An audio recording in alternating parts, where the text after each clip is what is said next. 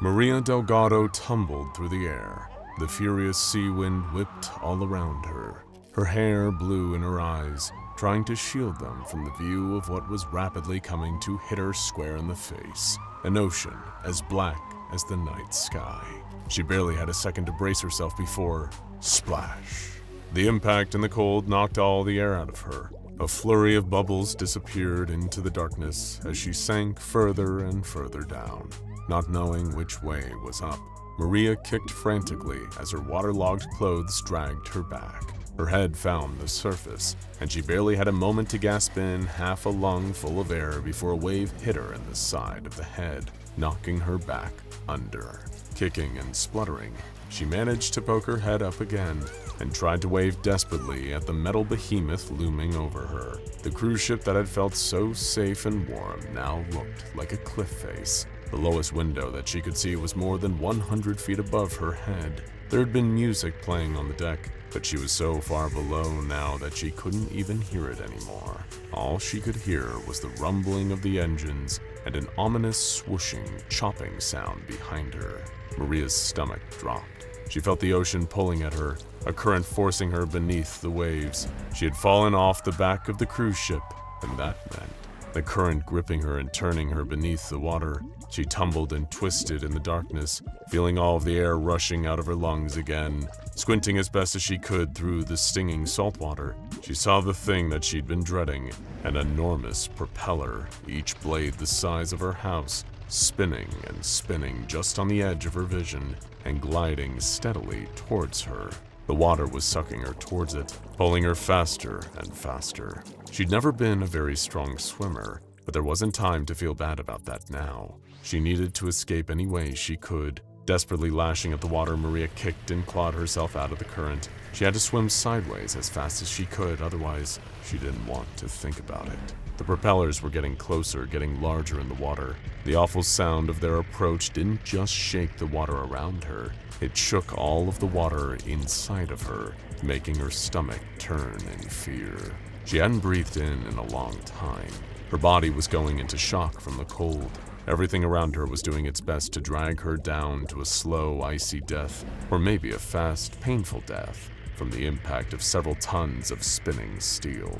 Something hard and fast crunched into Maria's heel, moving so quickly that it sent her spinning through the water. The propeller had hit her. Its next revolution passed about a foot in front of her face before the turbulence of the cruise ship's wake took hold of her and threw her away. Then, all of a sudden, fresh air was hitting her face. The water had lifted her up to the surface and carried her in the foamy wake that stretched away from the cruise ship. Already, the metal juggernaut was a couple of 100 feet away from her. If she tried to swim after it, the currents in the water would only carry her further backward. Maria had no choice but to tread water and stare as the cruise ship that had once been so large and imposing above her steadily became a dot on the horizon and then disappeared entirely. Her husband had been in bed. She had just stepped out onto the deck to have some fresh air. He could sleep through anything. Chances are he wouldn't notice she was missing until he woke up in the morning, and who knew what time that would be. They were on vacation, and he hadn't set an alarm. He would probably assume that she'd gone for an early breakfast without him. Only once he'd sat down and finished his breakfast and gone back to the room to find she was still missing would he start to worry. By that point, she would have stopped kicking hours ago. She wasn't sure how deep the ocean was out here. How many minutes would it take for her body to sink to the bottom? Or would it take hours? Perhaps her corpse wouldn't even be halfway down to the seabed by that point. She was shivering so violently that she was struggling to keep herself above the surface. Her legs weren't kicking like they would in a pool. They were spasming and tensing up. Her clothes ballooned all around her, doing nothing but get in the way as she tried desperately to stay alive. She had no phone. It had fallen off the deck with her, now likely on its own way down to the seafloor. She had no light, not enough air in her lungs to cry for help, and no one between herself and the horizon to hear. This was it. This was how she would die. A sense of morbid curiosity filled her. What exactly was below her? Maybe there was a reef somewhere down where her corpse could lie peacefully. What she saw when she stuck her head beneath the surface was darkness, swirling and empty, and painfully cold. Except there was something else moving down there. It looked small, smaller than she was, some kind of sea creature swimming up to meet her.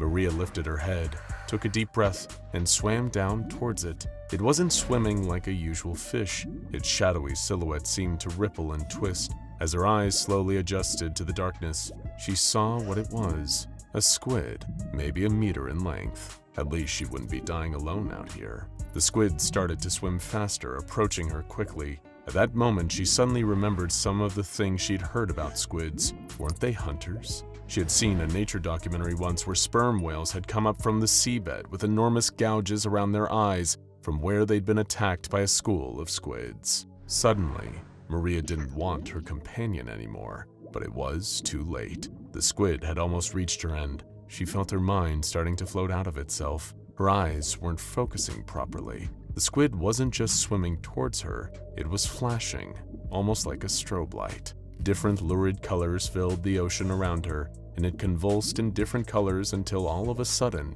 it wasn't a small squid at all anymore. It ballooned in size, swelling and bulging all around her. Enormous tentacles unfurled themselves and whipped at the water all around her. It was 10 meters tall now, 20, 40, 70. The squid seemed to fill the whole ocean, swallowing up all of the available water and leaving her in a tiny puddle floating just a few feet away from its gnashing beak. Some of the tentacles didn't even look like tentacles anymore. They had turned into pinchers or even human-looking arms and legs, except the fingers were tipped with grotesque talons. She had to escape, had to get away. If Maria had thought she'd swum fast to get away from the cruise ship's propellers, it was nothing compared to how fast she swam now. Without care for her trembling limbs, struggling lungs, or rapidly fading consciousness, Maria knew she had to get away from this monstrosity. There was no hope for her without escape. The flashing lights felt like they were all around her. No matter which way she swam, it just felt like they were getting brighter and brighter until a pair of hands grabbed her and lifted her out of the water. Maria kicked and screamed, trying to fight the tentacles off, but they pinned her down to the deck and held her there. Voices surrounded her, bright lights shining in her face. This was how she would die. Until a shadow blocked out one of the lights, and her eyes managed to focus on something. It was a man. He was talking to her in another language, desperately trying to calm her down. Where was the squid? What had happened to it? Maria lashed out with her limbs, trying to shake herself free from the fishermen who were holding her down on the deck. She threw her gaze sideways and saw an enormous net lifting a school of fish out of the water. There were hundreds of them, all thrashing and slapping against one another. And there, poking out of the bottom of the net, was a single tentacle. Dread filled her stomach, but her body gave out on her, and she fell unconscious. All right, rerun it one more time. Dr. Matthews sat at the laptop and watched the grainy CCTV footage for what felt like the 100th time. It was footage from a fishing vessel captured off the coast of Senegal. The first 30 seconds of the clip just showed the view from the front of the boat, waves splashing here and there, but mostly darkness. Then, all of a sudden, there were two shapes moving through the water. One was a terrified woman desperately swimming towards the surface. The other shape was harder to pin down. When Matthews had first watched the video, she'd seen a colossal sea creature writhing beneath the surface. But each time that she'd watched it since, the creature seemed to get a bit smaller and lose some of its sting. Perhaps the shock of what she was seeing had just been wearing off. Regardless, it was time to do the mandatory checks before the latest SCP was brought into the facility. Dr. Matthews walked through the corridors of the containment facility and came to the large double doors that led into the main hangar. It had been hard to find a facility large enough to contain this SCP. They knew it was capable of reaching enormous sizes, so they had to construct an aquarium big enough to house it at its maximum size. Dr. Matthews started walking across the walkway. It hung suspended over the reinforced aquarium and would be strictly off-limits once the SCP had been moved into the facility. It was far too easy for the squid to simply grab a member of staff and pull them beneath the water. She was heading towards the control panel at the other side. The tank was 150 meters cubed, and so walking the length of it took her well over a minute. This was by far the biggest containment she'd ever been involved with in terms of scale, as well as severity. The logistics in trying to organize the containment of this squid had run into the millions of dollars, and were still going up every day. It had taken her and her research team a while to convince the board that this SCP posed a significant enough threat to warrant the investment. She needed to make sure not to screw it up. Guards stood all around the perimeter of the tank, holding B-74H harpoon guns with electrified discharge shafts. Looking down into the water, Dr. Matthews could see the 15 depth charges, all hanging at various heights throughout the tank. Each of these depth charges were wirelessly connected to a computer that monitored the integrity of the glass all around the tank. If the SCP were to make even the slightest crack in the glass, all 15 depth charges were to be set off simultaneously. She hoped that was enough to kill it. God help her if it wasn't. It would keep one entity here for study, but she had reason to believe that there were more of them all over the world. And so preparations were in place to arm a team that could scour the oceans and eliminate any others that were found. Today was the day. SCP-252, the Humboldt Squid, was about to arrive. The shipping container was lifted by a crane and carried to the right spot. Somewhere inside it was a large sealed tank of water holding an instance of SCP-252. They would drop the shipping container into the reinforced aquarium and let it sink all the way to the bottom, before detonating remote charges on its doors and on the sealed tank inside, allowing SCP-252 to escape and fill its new enclosure. Dr. Matthews stood with her hand shaking over the button. It was now or never. Taking a deep breath, she pressed it down firmly and watched on the security camera monitor as several puffs of bubbles rose from the container and the doors swung open. None of them could see inside the container. They just had to wait. Then, all of a sudden, a small shape darted out. It was tiny, no more than a meter in length. What had happened to the reports that this thing was 75 meters across? Dr. Matthews looked around at her coworkers in shock. She didn't expect to see a monster to unfurl itself out of the container and grow larger and larger, but all that had emerged was a tiny little black squid. But none of her colleagues looked back at her. All of them were staring wide-eyed at the security feed. Matthews glanced back and saw that the little squid was flashing various colors as it swam around, just like the CCTV footage that she had been studying for the prior few weeks. A scream filled the room and was quickly answered with another as her fellow researchers ran away from what they were seeing, terrified by the shapes on the screen. Matthews just looked back and forth in confusion. The colossal sea monster that had been reported to her wasn't there. There was just a tiny squid flashing various colors. What were all of them so afraid of? And how would she break it to her boss that she'd spent millions of dollars on a giant aquarium loaded with depth charges for a squid the size of a large dog? 2 weeks later, she found herself attempting to do just that. Standing in front of the disciplinary panel, Dr. Matthews tried to explain what had happened. SCP-252, the Humboldt Squid, is suspected to be the origin of a lot of myths surrounding giant squids, and perhaps even the Kraken itself. When hunting, all of the squid's prey attempts to flee by the most direct path possible, overcome with terror at what they are seeing. The squid can appear to be anywhere between 50 and 75 meters in size, with up to 200 appendages growing from its mantle. These appendages can all take various forms, often depending on what the prey is most afraid of. For example, a test subject who is terrified of spiders will see the hairy legs of a tarantula amongst the tentacles. But "see" is the important word here, because while SCP-252 appears to take on its form, the reality is that these are all hallucinations brought on by viewing the squid's rapidly flashing colors. While hunting, SCP-252 rapidly cycles its chromatophores, which results in powerful hallucinations. All prey will then immediately lay down their defenses and try to flee as quickly as possible, leaving them open to being eaten by the relatively small and weak real squid. However, as Dr. Matthews had discovered, it was possible to inoculate yourself against these effects by viewing the grainy CCTV footage from the fishing boat on repeat so many times in the run-up to SCP-252's arrival. Dr. Matthews had built up a kind of immunity, allowing her to see the SCP as it actually was, even though her colleagues ran away in terror. One fun fact, Dr. Matthews said, is that the prey will attempt to rationalize the SCP's size, even when it is in a confined space that's impossibly small. So if you were taking a bath with the squid, you would somehow believe that the squid was both 75 meters large and fully submerged in the tub in your guest bathroom. Funny, isn't it? None of the disciplinary board members had a word. They all stared at her in bemused silence. Please don't fire me.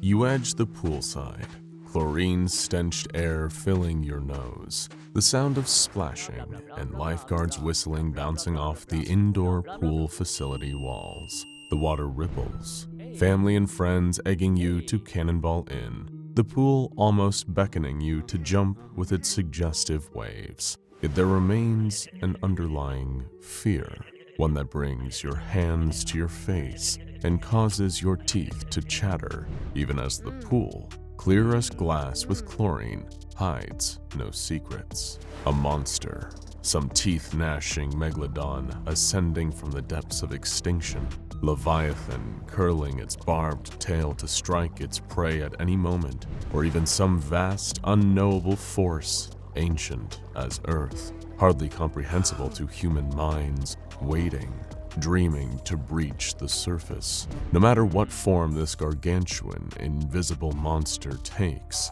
you know one thing. Once you jump in, you will not return to shore.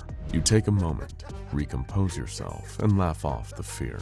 Maybe a product of too much research on the bloop, that deep ocean sound continuing to confound scientists as to its cause. Or maybe too much binging infographics videos on sea monsters, krakens and Loch Ness monsters, mysterious globsters cast onto shores throughout America. Whatever the origin, the thought seems ridiculous to you now, and your fears regarding invisible sharks stalking the pool perimeter escape your mind as you hurl yourself into the water. SCP-1128. In the vast archives of a hidden site, stuffed into a drawer amongst uncountable horrors like it, the SCP Foundation holds a description of a vast, unfathomable horror that'll make you more suspicious the next time you pass a pool, lake, or even a bathtub or puddle of water. SCP-1128 is a gigantic aquatic monster lurking in waters unknown, and that's all the Foundation will let anyone not assigned to testing know about it. While the Foundation has never shed away from those Moby Dicks of the deep, including the several thousand-kilometer-long arthropod SCP-169, and has even utilized such predators in the past for their own benefit, like the lengthy beast SCP-3000, SCP-1128 poses a unique challenge. Anyone who knows of its description beyond surface-level details will fall under the anomaly's effect. The representation you see now is merely an artist's interpretation of the basic prompt. The Foundation, of course, had to discover the monster's effects in the first place. The chain of communication becomes foggy, but a tip from an unknown source alerted the Foundation to the monster's existence and details regarding its manifestation. One man who had stumbled upon the entity's full description started developing acute thalassophobia, the fear of large bodies of water. Not bodies in the water, mind you. The man refused to relax on the beach or fly overseas, claiming he could see the monster's dark silhouette lurking underwater, ever scouting for him. This eventually extended to even closed bodies of water, like lakes, ponds, and pools, still insisting that the creature swam under the surface, trailing him wherever he went. His friends dismissed him as crazy, and he too believed he had fallen under some hysteria. He decided to take a nice, warm bath to soothe his mind and ease his troubles. He turned on the faucet and let the tub fill up. He put on his best bathing suit, ready to calm his anxiety once and for all. This had been plaguing his mind for far too long, and he was ready to rid all the negativity surrounding this phobia. Basically, he was sick and tired of being sick and tired over the idea of it all. He mustered up the courage, and with the anticipation to just simply relax, he took his first confident step into the tub. He paused for a moment and breathed a sigh of relief. He picked up his other foot and stepped fully into the bath. Splash! He fell straight down right through the tub. Waves and bubbles blocked his vision. His arms flailed as he sunk deeper into an abyss of water and fear. This wasn't supposed to happen, he thought. Several moments later, while still in a full-on panic, the buoyancy of his body began to slow his sinking. The bubbles from his underwater screams rose above him, and he began to follow their direction, scrambling back up to where he'd come. Just as he made it back to the surface of the tub water, choking and hyperventilating in terror, he swore he could see a distant creature, the very same that stalked him through oceans and pools. staring at him. Shaking, he hoisted himself out of the water and ran out of the house. Hysterical, he ran through the surrounding neighborhood, desperately searching for someone he could relay his experience to. Blinded by fear, he neglected to spot a puddle in the middle of the road he ran on. He raised his foot, arched forward, and landed straight into the seemingly shallow water. Splash! Again, he found himself completely submerged and drowning. After a minute, he did emerge from the puddle, but not in one piece. Knowledgeable of this incident, the Foundation set about expunging any traces of the monster's description from the world, physical and digital. The description had low distribution according to the results of Foundation web crawlers, but this hardly stopped the Foundation's endeavor. With forum posts deleted, individuals located and amnesticized, and catalogs trawled to ensure the description did not proliferate, the Foundation engaged in what it does best: questionably ethical experiments. First, they had an anonymous D-class, uninformed of the creature's effect, read the description of the beast. While the pamphlet they gave him confused him somewhat, he didn't feel particularly frightened by the entity, and he confusedly put on the diving suit the Foundation testers provided him. As they connected him to a cable and told him to enter a bathtub, the D-class did as they instructed him. The D-class expressed initial confusion at the tub's depth, remarking that it looked so tiny from the outside. As the D-class continued to descend, he analyzed his surroundings, realizing the nautical reality that enveloped him. He asked how an ocean got stuffed into a bathtub, but the test organizer had no room for miscellaneous talk. He continued to descend until he hit the sandy bottom, seaweed covering the ocean floor. The D-class looked around. Tropical fish swam in schools, coral covered the seabed, and to his right dropped an immense cliff, a sheer edge. The test organizer advised the D-class to approach the cliff, and he begrudgingly complied. As he struggled in his diving suit, he fell back and screamed. SCP-1128, the aquatic horror, swam distantly, gracefully even, and paid no attention to the D-class so fixated upon it. He realized that the creature matched the one he read on the pamphlet, and almost complained about this when he saw a blue whale swimming alongside SCP-1128. Compared to the monster, the whale looked like a guppy. The whale glided in front of SCP-1128's jaws. The monster remained tranquil, stared at its prey, and bit the whale in two with one chaw. Its teeth glistened in the water. The test operator requested the D-class to pull back, and as the cable began to draw him toward where he came, the D-class stared at the creature, swallowing the chunks of whale whole. The D-class's eyes remained fixated on the creature, partially in fright, partially in awe. He wondered how ocean trawlers hadn't discovered such a giant beast yet, with the world effectively under 100% surveillance, something the D-class knew far too well as a convict. Yet the D-class recognized, and if not comprehended, partially understood the ocean's vastness and mystery. The dark depths reveal no inkling as to their contents, and a creature like a giant squid or the coelacanth can remain in hiding for centuries, if not millennia. It held him in wondrous thought to consider the vastness of the depths. When SCP-1128 stopped and stared at the D-class, this feeling of wonder was quickly replaced with fear. As the creature approached, the D-class pleaded with the test operators for help. As the test operators accelerated the rate of the cable returning, the D-class took short, shallow breaths, filling his body with dangerous nitrogen as he ascended, further impairing his judgment. He had devolved into gibberish and screaming when face to face, the monster consumed its prey. The cable went slack, and the test operator pulled up only a broken wire, snapped, the water turning a cloudy red. The test operator knew that the unprotected D-class had no chance at survival against the monster, but he could potentially arm and shield them. He had another similarly ignorant D-class once again dress in a scuba suit and enter the tub. However, the test operator placed the D-class within a shark cage, a la the movie Jaws, and lowered the cage in with another cable and winch system. While unsure how this would fare with SCP-1128, the test operator remained hopeful that the D-class could survive and recount his story. Unfortunately, as the cage lowered into the tub, the test operator received no response from the D-class until the line spontaneously tightened, snapped, and loosened. Hoping to find the D-Class's remains, the test operator only found shredded pieces of metal, torn and twisted like taffy. The test operator decided that he could utilize the Foundation's arsenal to his advantage and used an anomalously toughened shark cage in his testing, perhaps using an anomaly like the clockwork machine SCP-914. He gained approval from his higher-ups to undergo this procedure, and after some testing, behind a shining, strong-as-titanium shark cage, which he placed another D-Class within. Hoping for a success with the monster, however, proved unsatisfactory, as the same thing happened as the previous test, only without any sort of metallic remains. While bitter that the monster had won again, he wondered where the cage had landed. Meanwhile, Foundation forces labored tirelessly to find SCP-1128's location, hoping to avoid any civilian contact with the creature.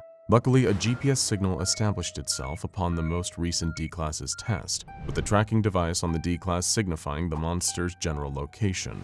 The Foundation had redacted the location of the monster, perhaps in a vain attempt to hide a very near threat from potential readers. The Foundation set up a team of only the most talented boaters in its forces, Mobile Containment Force Kappa-12 Sea Devils. Upon arriving at the location, the Sea Devils discovered the previously enhanced shark cage, completely undamaged. However, closer inspection revealed traces of human DNA on the bars, though the Foundation could not confirm whether the DNA belonged to the previously sent D-Class. The test operator, while glad his shark cage survived the monster's attack, still found himself dissatisfied with the overall results of the test. He knew he needed to quell this creature's impact before a large population viewed it or knew of it, but the horrible beast had evaded all attempts at peaceful interaction.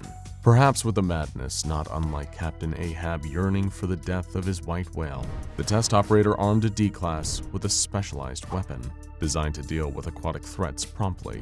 This weapon, potentially another of the Foundation's precious arsenal, could potentially harm, if not kill, the creature.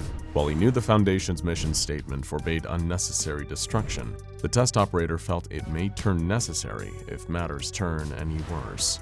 Thus, he sent his armed D-Class through the tub once more, ready to engage the beast in combat. The attempt, as one may expect, did not last long.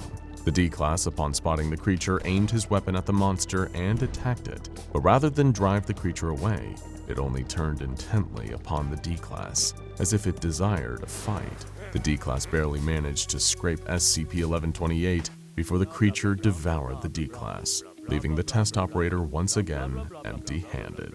Defeated and without any more resources to deal with the beast, the test operator ceased his attempts at besting the creature and followed the Foundation's more cautious approach, expunging any publicly found descriptions of SCP-1128 as needed and diverting any vessels away from the anomaly's exclusion zone, as maintained by the Sea Devils. While the creature had proven treacherous in unexpected situations prior, engulfing the man who first heard the creature's description in a rain puddle, researchers could hardly expect what would transpire. A D-Class, afflicted with the monster's effect and observed for testing, avoided all bodies of water as required. Eventually, however, the D-Class needed to interact with some kind of water, drinking water.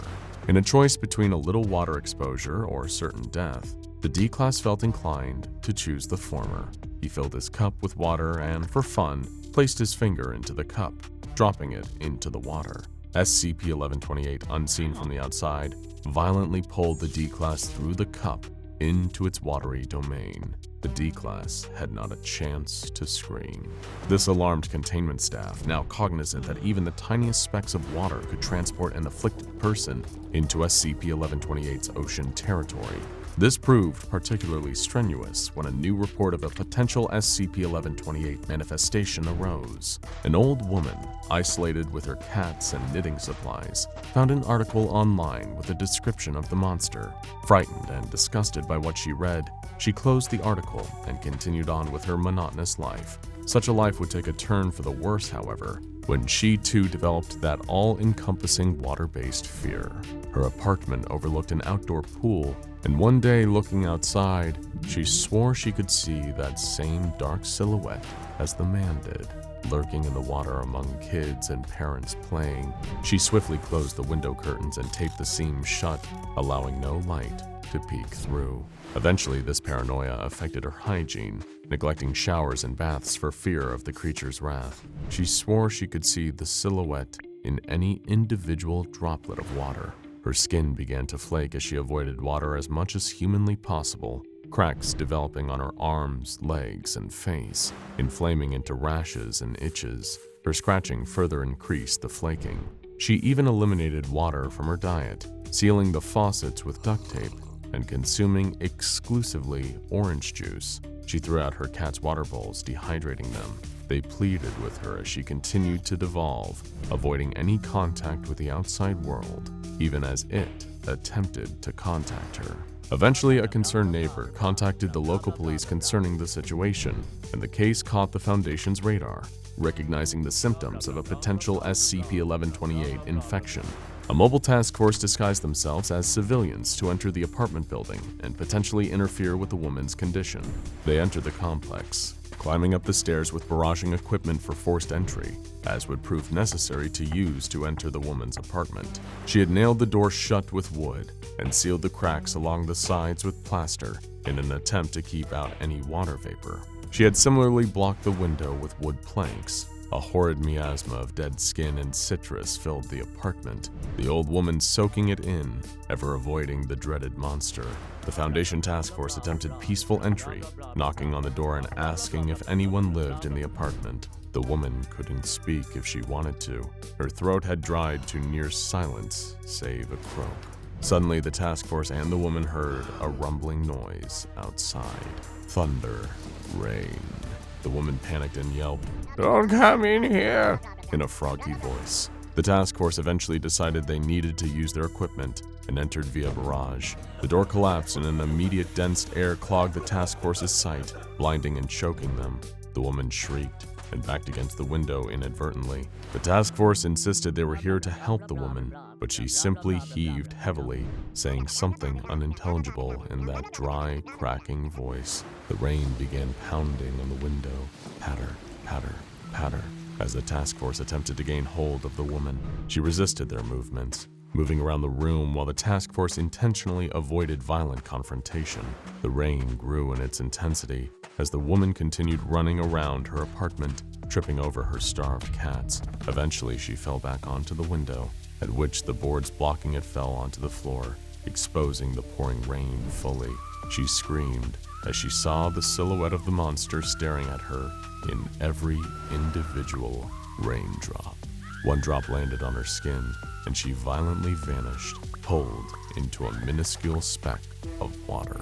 The task force collapsed from exhaustion, perhaps dreading their inevitable amnestic treatment following exposure with an SCP-1128 afflictee. Yet they couldn't help but wonder what the old woman saw in a single speck of water that could cause that degree of fear and paranoia. The kind of fear only caused by entire oceans condensed into a single droplet. Besides the monster, what else did she see in those multitude of droplets? The fish that populated the sea, the whale carcasses left behind by SCP-1128, the sea devils viewed from below, drifting on the water unsuspecting. Just as one may view a grain of sand and see the Sahara, she too saw that raindrop and viewed an ocean entire, along with whatever malevolent creatures inhabit it.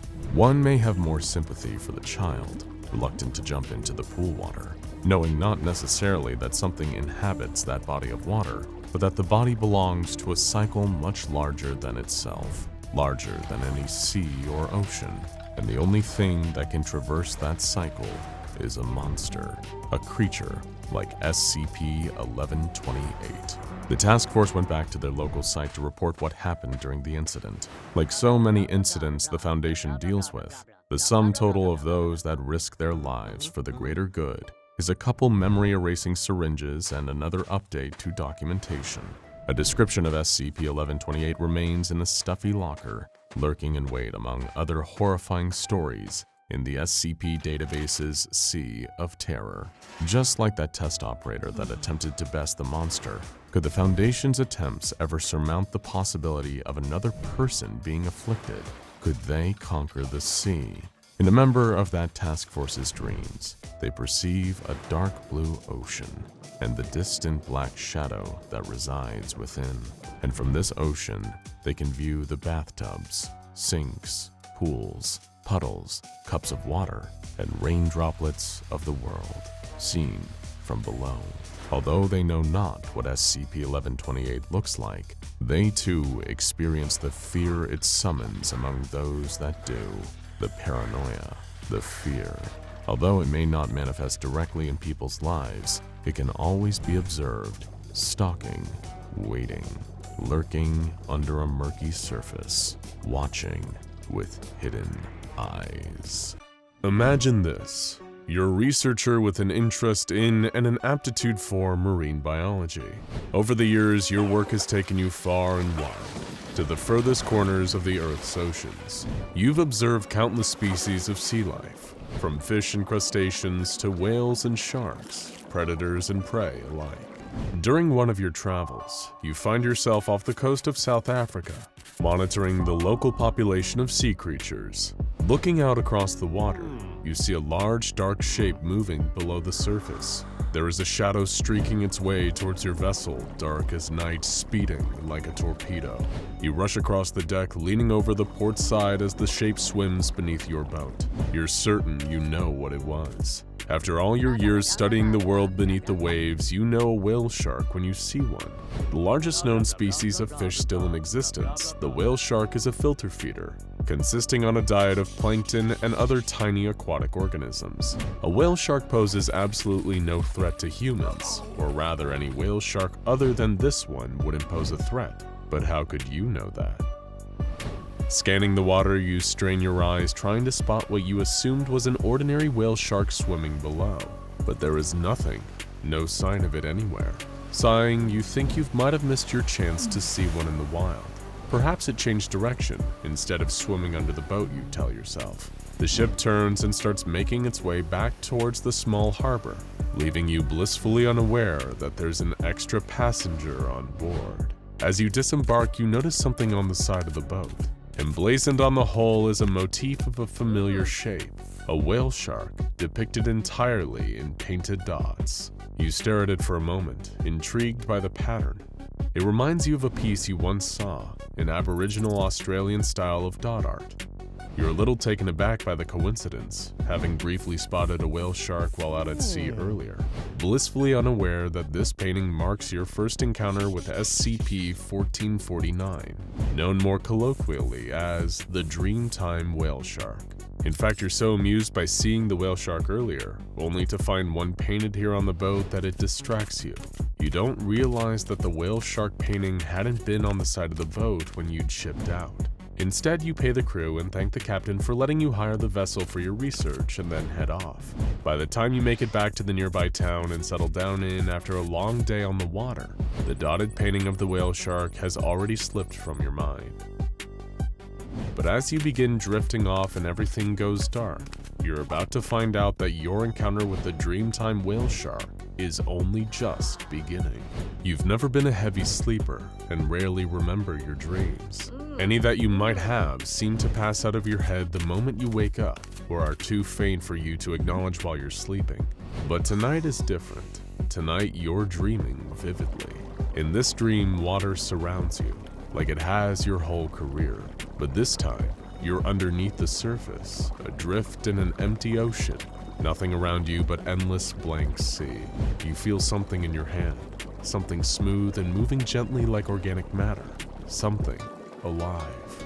You find yourself gripping the tail of a whale shark, and somehow, as is often the way with dreams, you know that this is the same whale shark from earlier that day. The one that swam up to your boat and ended up sticking on the side of it as a dot art painting. SCP-1449 has this latent ability. While it normally appears as a flat two-dimensional piece of Aboriginal Australian dot art, the Dreamtime whale shark can shift whenever it is underwater. It still appears as a collection of painted dots in this unmistakable shape of a whale shark, but in an aquatic environment, it becomes three-dimensional. And that's what you'd seen swimming towards the boat. Not just a whale shark, but SCP-1449. Within your dream, you release the Dreamtime whale shark's tail and begin to float upwards. Breaking the surface of the water, you breathe lungfuls of fresh air. The first thing you see is land, and it's close by, close enough for you to swim to shore. Paddling through the water, you reach an island, one in a chain of small landmasses, tiny continents in a shallow, unfamiliar ocean. You look back to the water, but can find no sign of SCP-1449. The Dreamtime whale shark has brought you here and left you on this island, but you can only speculate as to why. There must be a reason, you insist to yourself. The dreamscape around you, it would seem, is either the creation of SCP-1449, or at the very least a side effect of falling asleep close by to where you saw the Dreamtime whale shark in its painted form. Whatever this place is, there must be some way to uncover an answer. It stands to reason, you think, that if you can understand what's going on, then perhaps therein lies the key to escaping this dream and waking up back in reality. The small island you find yourself on, and the others nearby, are inhabited by strange life forms. As you walk across the shore, sand clinging to your wet feet, you approach what you thought at a distance to be a group of other people. Instead, you see a group of peculiar beings. They are not quite human, but they are definitely close. The closer you walk, you notice these strange humanoid shapes huddle tighter together, their backs to you. When you try to call out to them, asking where you are or how you might return to reality, they bustle away. The wind carries the sound of their chatter towards you, and you're certain you hear them call you another one, just another traveler from afar. What you don't realize, lost in this dream environment, is that there are others like it. Pocket worlds like this one, similar but different, currently being experienced by any others asleep near SCP-1449.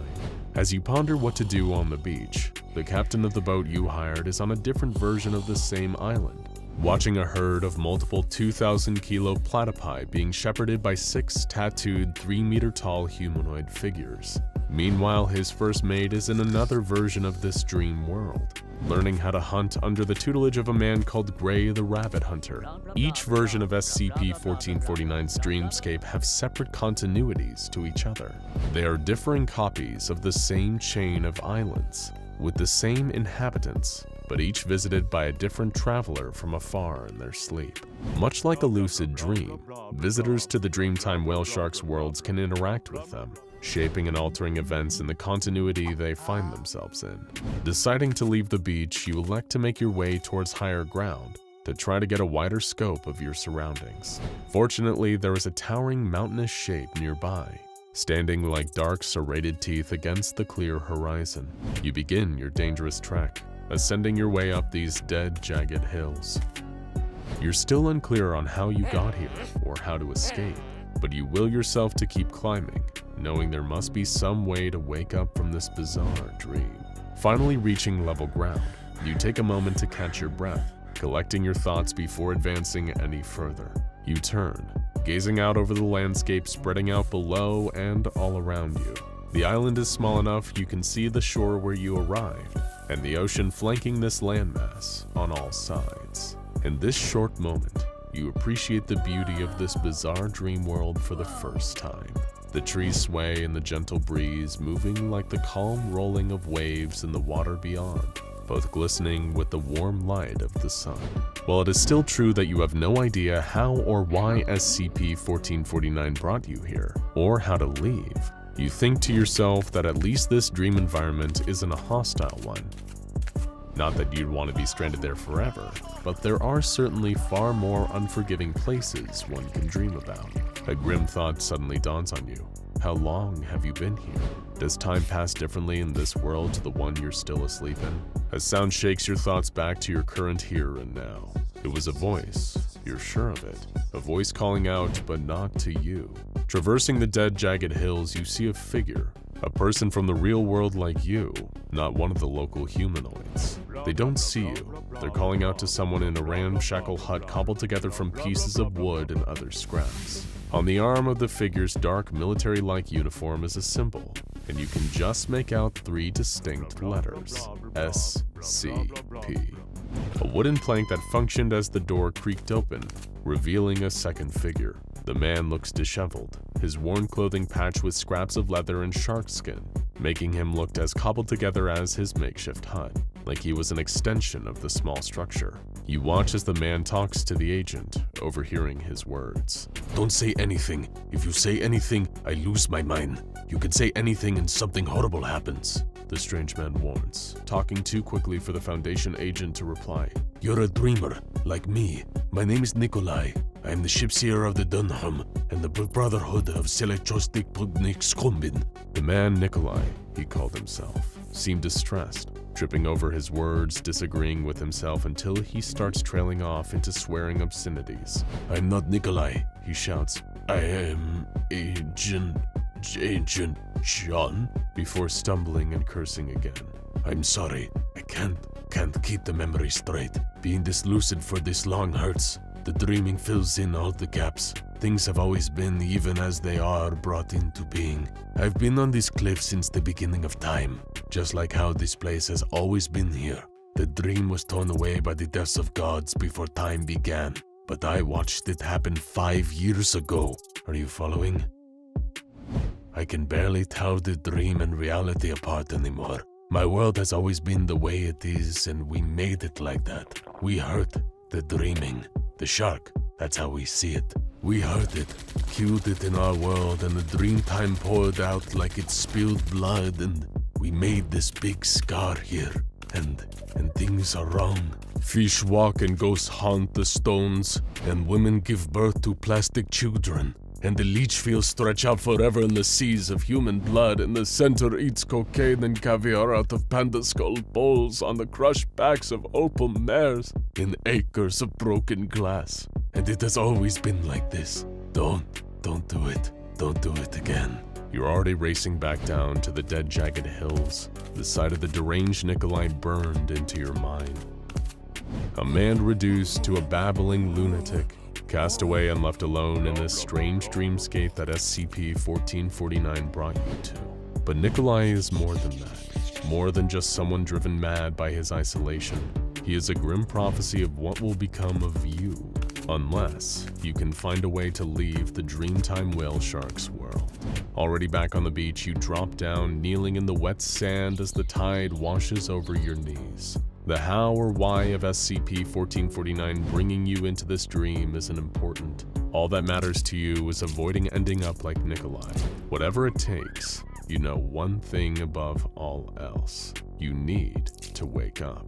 But whether you actually ever will is another question entirely. 40 years ago, a US Navy exploratory vessel landed on a chain of islands in the South Atlantic, just 2,000 miles off the coast of Argentina. In other words, the middle of nowhere. Yet on this far-off set of rocks afloat in the middle of the ocean, they discovered a vast array of strange wildlife and plant species that resemble little of what they left behind on the mainland. Could this be a treasure trove of undiscovered species, they wondered. Hoping to capitalize on the discovery, a reconnaissance team of researchers was sent out to explore some of the islands on foot, and what they found did not disappoint. From endangered species of birds to plant life and vegetation that looked like it belonged on Mars, they found a dizzying array of new and exciting examples of evolutionary oddities that would fill a library. But unfortunately, their jubilation was cut short. Attempting to collect soil samples, they dug into the ground and soon discovered that what they were standing on wasn't actually ground at all. The Navy scientists soon discovered the rocky terrain they were exploring was actually made up entirely of organic matter. As per the standard protocol, the SCP Foundation was forced to silence the US Navy research vessel after its discovery. With the okay from the US government, the ship was torpedoed and sunk to the bottom of the ocean with all hands on deck, in the name of protecting the greater good of the masses. A tragedy at sea for the sake of preventing worldwide pandemonium. From there, the Foundation took over with the containment procedures of what would eventually come to be known as SCP-169, better known by its nickname, the Leviathan. The Leviathan is a biblical creature of mythical proportions, said to be able to boil the seas and create earth-ending floods with just a whip of its massive continent-spanning body. It is unclear if SCP-169 has the ability to do these things, though. given its massive size, which Foundation researchers estimate to be somewhere between 2,000 and 8,000 kilometers. It's easy to see how something that big moving at any speed could be devastating for the coastal regions of the world. Although we use the word contain, it is impossible for SCP staff to ever contain something of such massive size. Surveillance and monitoring are about all we can do for now. That and hope it never wakes up and decides that we're on the menu. It was thought to be relatively smooth sailing, until one incident changed everything. Dr. Hart turned off the video monitor and faced the assembled members of MTF Gamma 6, also known as the Deep Feeders, renowned for their specialization in the tracking of deep sea and oceanic anomalies. The room was dark, and each team member was sitting in shadow, but still Dr. Hart could see the seriousness on their faces. "I'm sure you're wondering why I called you here at such short notice," he said. On the screen behind him, he put up a NASA satellite picture of a small set of rocky islands. "You see this little island chain here? Well, it wasn't there a week ago." He paused, rubbing his forehead from lack of sleep. "At 8:05 a.m. today, we recorded another auditory anomaly emitting from SCP-169. This one was much louder and longer than the one recorded in 1997 by the National Oceanic and Atmospheric Administration, the one known as the Bloop. Back then, it was easy to brush off as some ice breaking off of a continental shelf and scraping against the seafloor. It's not so easy to cover up anymore. These auditory emissions from SCP-169 are beginning to grow more frequent. More than that, increased seismic activity around the archipelago on the creature's back indicates that the rate at which the creature is breathing is also up. Typically, the rate at which the creature takes what we are assuming to be a breath is once every 3 months. The rate has increased to once every 3 weeks. For as long as we've been monitoring SCP-169, it's been adrift along the southern Atlantic, never moving more than a kilometer a week. That behavior is slowly beginning to change. It doesn't sound like much, but something that big even moving just a fraction of that faster means 100-foot tidal waves for the entire South American coastline. We fear the creature is showing signs of waking up. If this is true, it could mean a cataclysm for the hundreds of nations around the world. Millions, hell, even billions could be wiped off the face of the earth if this thing just flips its body too fast in the wrong direction. To put it to scale, this monster is about the size of the Caribbean, maybe even bigger as far as we know. The doctor then pulled out a decanter of whiskey and poured himself a glass, swallowing the entire pour in one go, in an appalling breach of workplace professionalism. Seriously, an XK-class end-of-the-world scenario is still no excuse for drinking on the job. We're talking about an extinction-level event. A bona fide XK-class end-of-the-world scenario. 1,000-foot tsunami waves stretching as far as the eye can see from either end of the horizon. The last time SCP-169 stirred, it created the Mediterranean.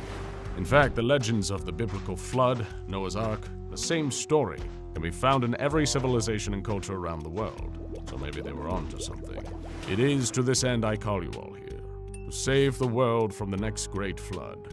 He paused for a moment as the room took in the gravity of the situation. The more we can learn about SCP-169, the better. And right now, we know squat. For one, we've never seen just how deep the body of the creature goes, or what's under it. The pressure has been too great for our current model submarines, until now.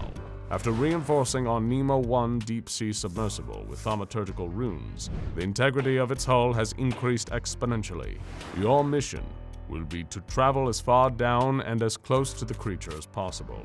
If it breathes, then there must be gills or lungs. There must be some basic biological facts we need to understand if we're going to survive extinction.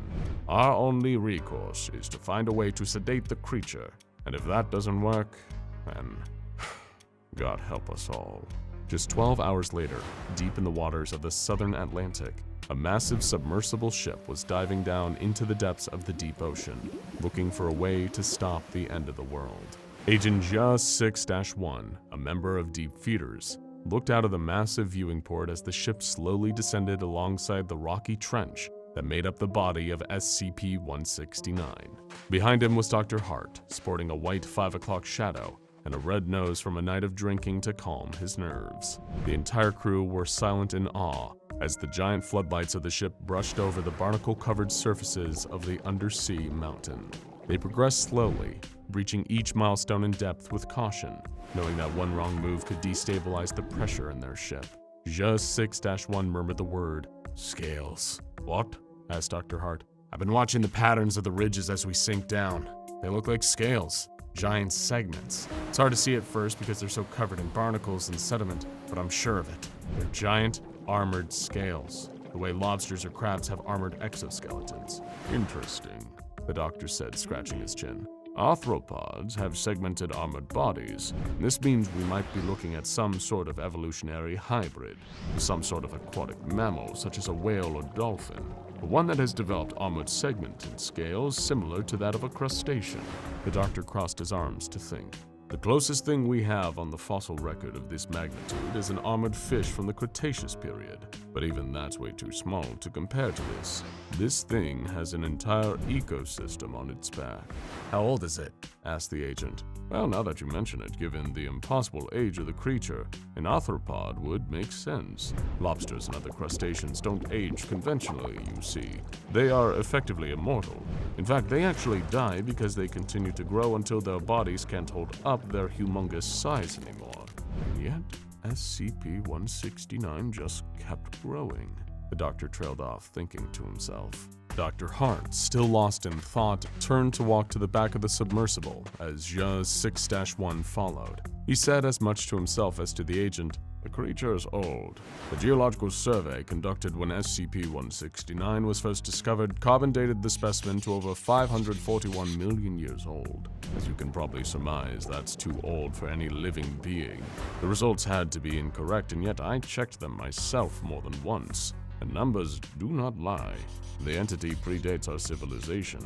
Hell, it predates complex life forms on this planet as we know it. From an evolutionary standpoint, it doesn't make any sense." The agent, confused, asked, "Doctor, how could something so big even come into existence?"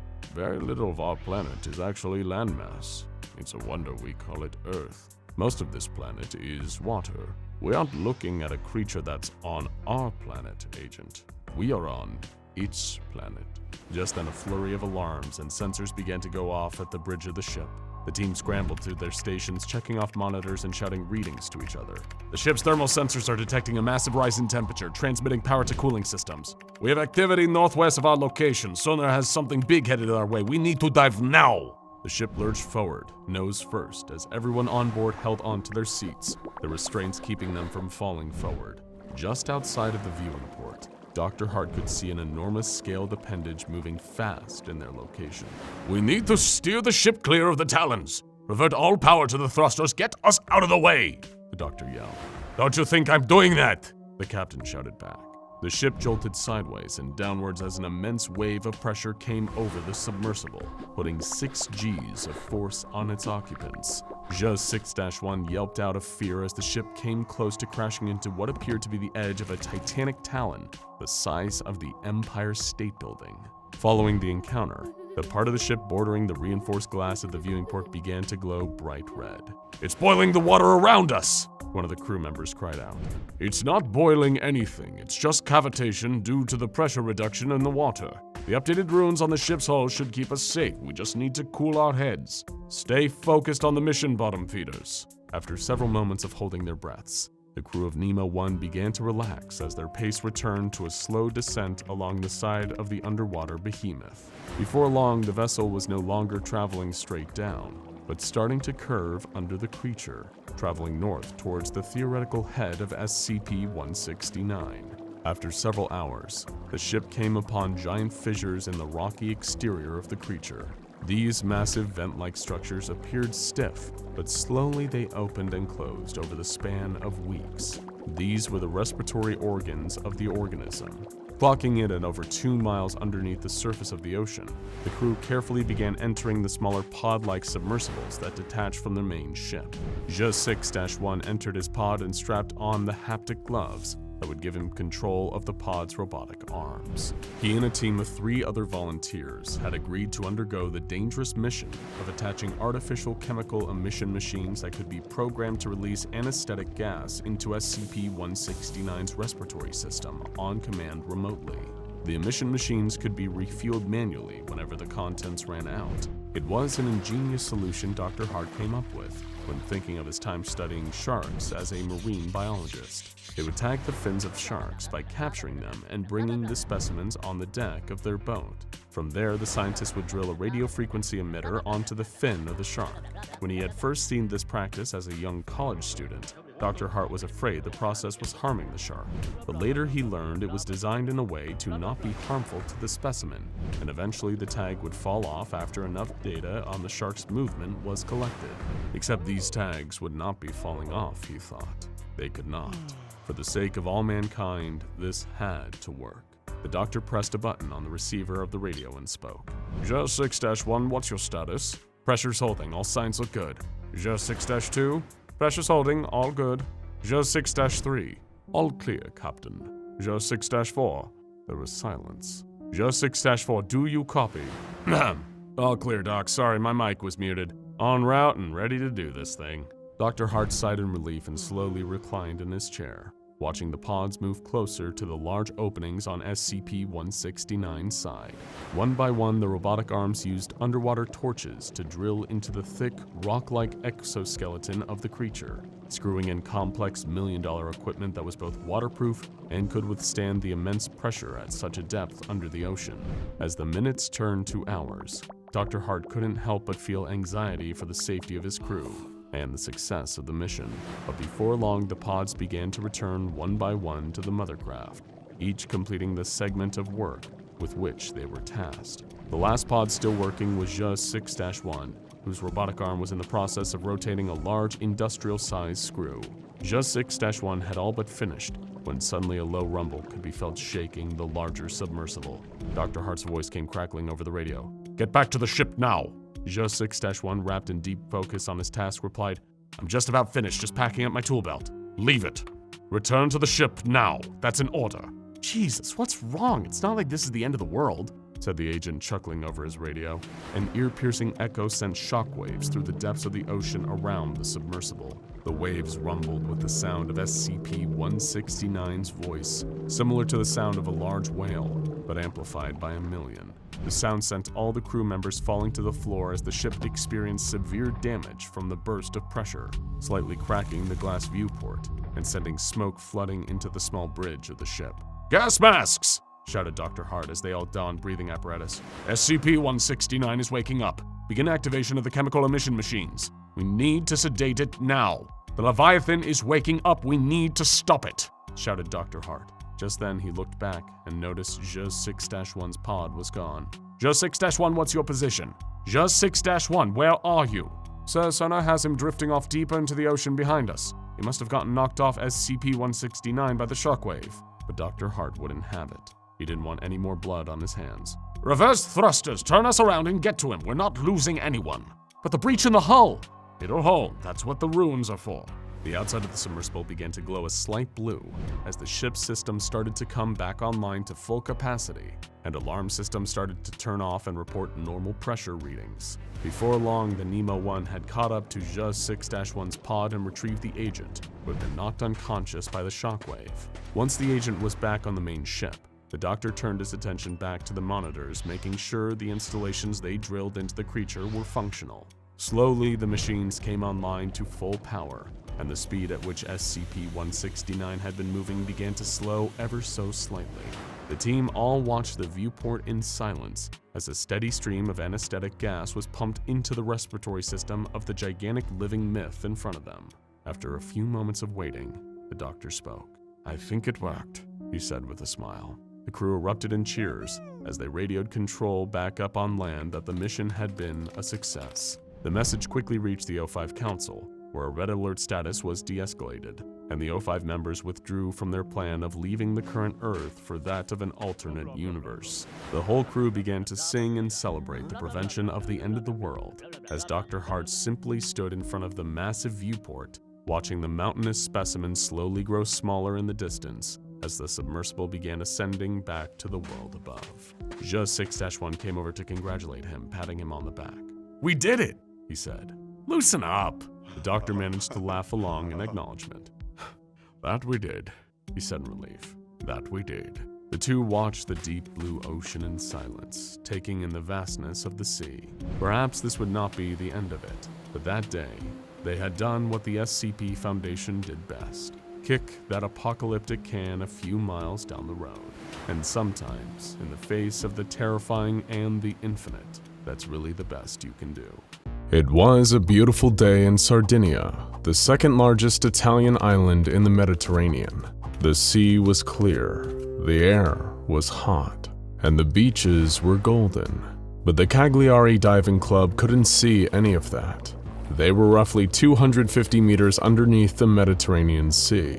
Given the rich and extensive history of the area, they were sure to find some interesting historical artifacts on the ocean floor. And they were indeed about to find something incredible. But this history wasn't quite as dead as some old Roman pottery. Paolo Bonicelli, the most experienced diver, was the deepest of all.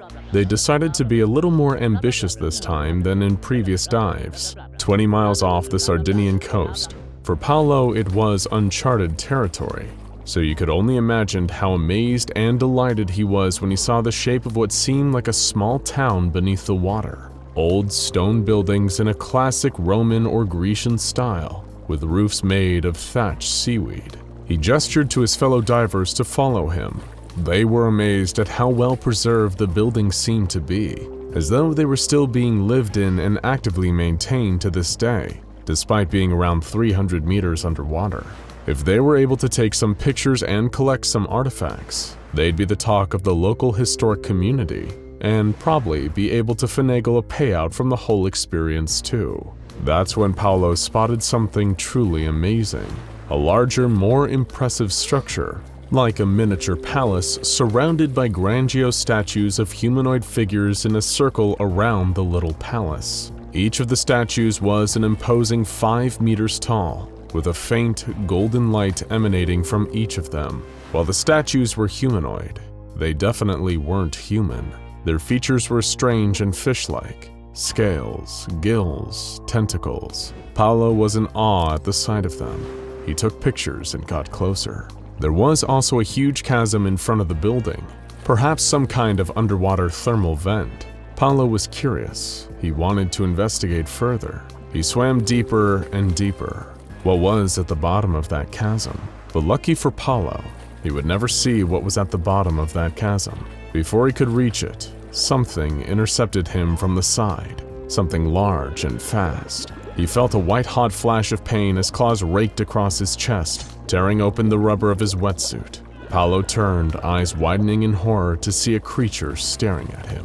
Like the statues, it was humanoid but not human, an anthropomorphic sea monster with greenish skin, its arms and legs coated in thin scales, its neck serrated into fleshy gills. He could see scraps of his suit's rubber hanging from its claws. It bore a mouthful of fangs and gave a silent but threatening snarl. Paolo could see something in the distance behind this creature. More figures, like this one, emerging from the murk, getting faster, getting closer. Paolo was a smart man, but it didn't take a genius to realize that if he stuck around, something terrible was about to happen to him and the rest of the Cagliari Diving Club. He turned and fled, paddling with all his might away from the coming legion of aquatic beasts. The rest of the club saw the experienced diver panicking and followed his lead.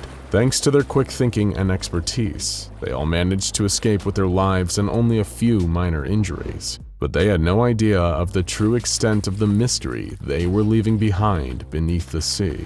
The multiverse is a big place. There are alternate universes where the Devourer of Worlds escapes and destroys everything we love and hold dear. There are alternate universes where the SCP Foundation has gone haywire and attempted to wipe out humanity through controlled releases of all their anomalies. There are even universes where a kill squad sent by the Chaos Insurgency hunts down and assassinates every member of the O5 Council before replacing them and leading the Foundation into a bold new era. And there are some universes where the SCP Foundation is Italian. We've covered SCP-057 on this channel before in our video on the most frightening rooms in the SCP universe, but you've never seen this SCP-057, because this is the Italian version. SCP-057-IT. This localized anomaly off the coast of Sardinia is under the purview of the Italian division of the SCP Foundation, which works autonomously with its own systems and terminology. This SCP is in a frightening room that crushes its trapped victims together. This anomaly is an entire city 300 meters beneath the water of the Mediterranean Sea. Everyone has heard of the mythical lost city of Atlantis, a supposed underwater utopia outlined by such great historical minds as the ancient Greek philosopher Plato. It's something that people fantasize about. A beautiful, idyllic society under the sea, divorced from all the petty squabbles we deal with up on land. But is everything really better down where it's wetter? Let's take a look and see. When Paolo and the rest of the Cagliari Diving Club returned to the surface, they were happy to tell anyone that would listen that they encountered aggressive mermen and an entire underwater city off the coast of Sardinia. They even posted their photos onto their official Facebook page, along with photos of Paolo's gnarly chest scars. That's when the Italian branch of the SCP Foundation finally discovered them and decided to intervene. The Foundation dispatched an SIR squad known as Oreria Notatia. SIRs are the intelligence and research section of the Italian SCP Foundation, a kind of mobile task force that investigates possible informational leads. Paolo and his team were given amnestic treatment, and any evidence that they'd collected was scrubbed from existence. Meanwhile, Lieutenant Marco Levini, leader of the mobile task force SSM-2 Squad, aka Legio Atlantides, was being dispatched to the source of the problem, SCP-057-IT itself. What started off as a relatively straightforward exploratory mission soon took an extremely strange turn. Levini and his men reported activity down in the underwater city, observing from the safety of their armored Foundation submarine. While the aquatic humanoids living in 057-IT were undeniably the same species, their culture seemed to be split up into two unique groups. One group had thinner scales on their arms and legs. This group was more numerous, having at least 60 active specimens,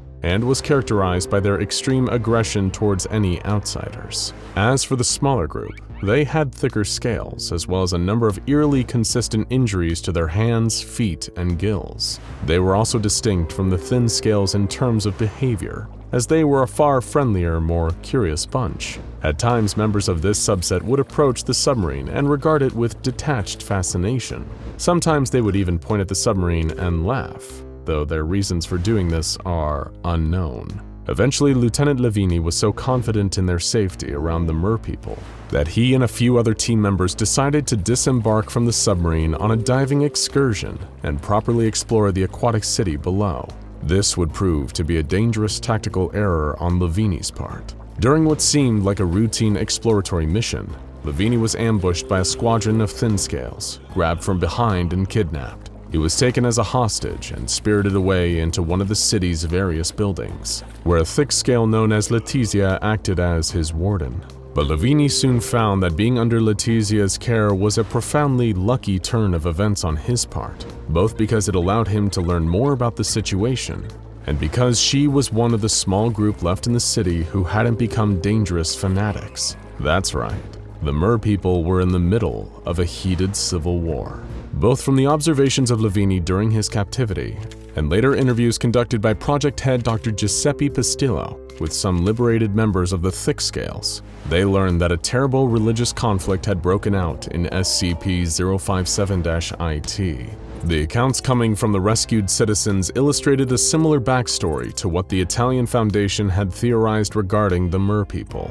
They were the descendants of people that lived on the island of Nisros up to the 14th century BCE, before it was devastated by a volcanic eruption, forcing them into the ocean, where they evolved the ability to live in aquatic environments through anomalous means. Since this change, this new species had been operating in Mediterranean waters, migrating regularly in order to avoid detection, passing their way of life from generation to generation as the world changed and shifted above them. In many ways, they were quite similar to humans, such as their reproductive habits. They mate and reproduce after a gestation period, more like animals than fish, though their gestation period is slightly shorter than human beings at 6 months.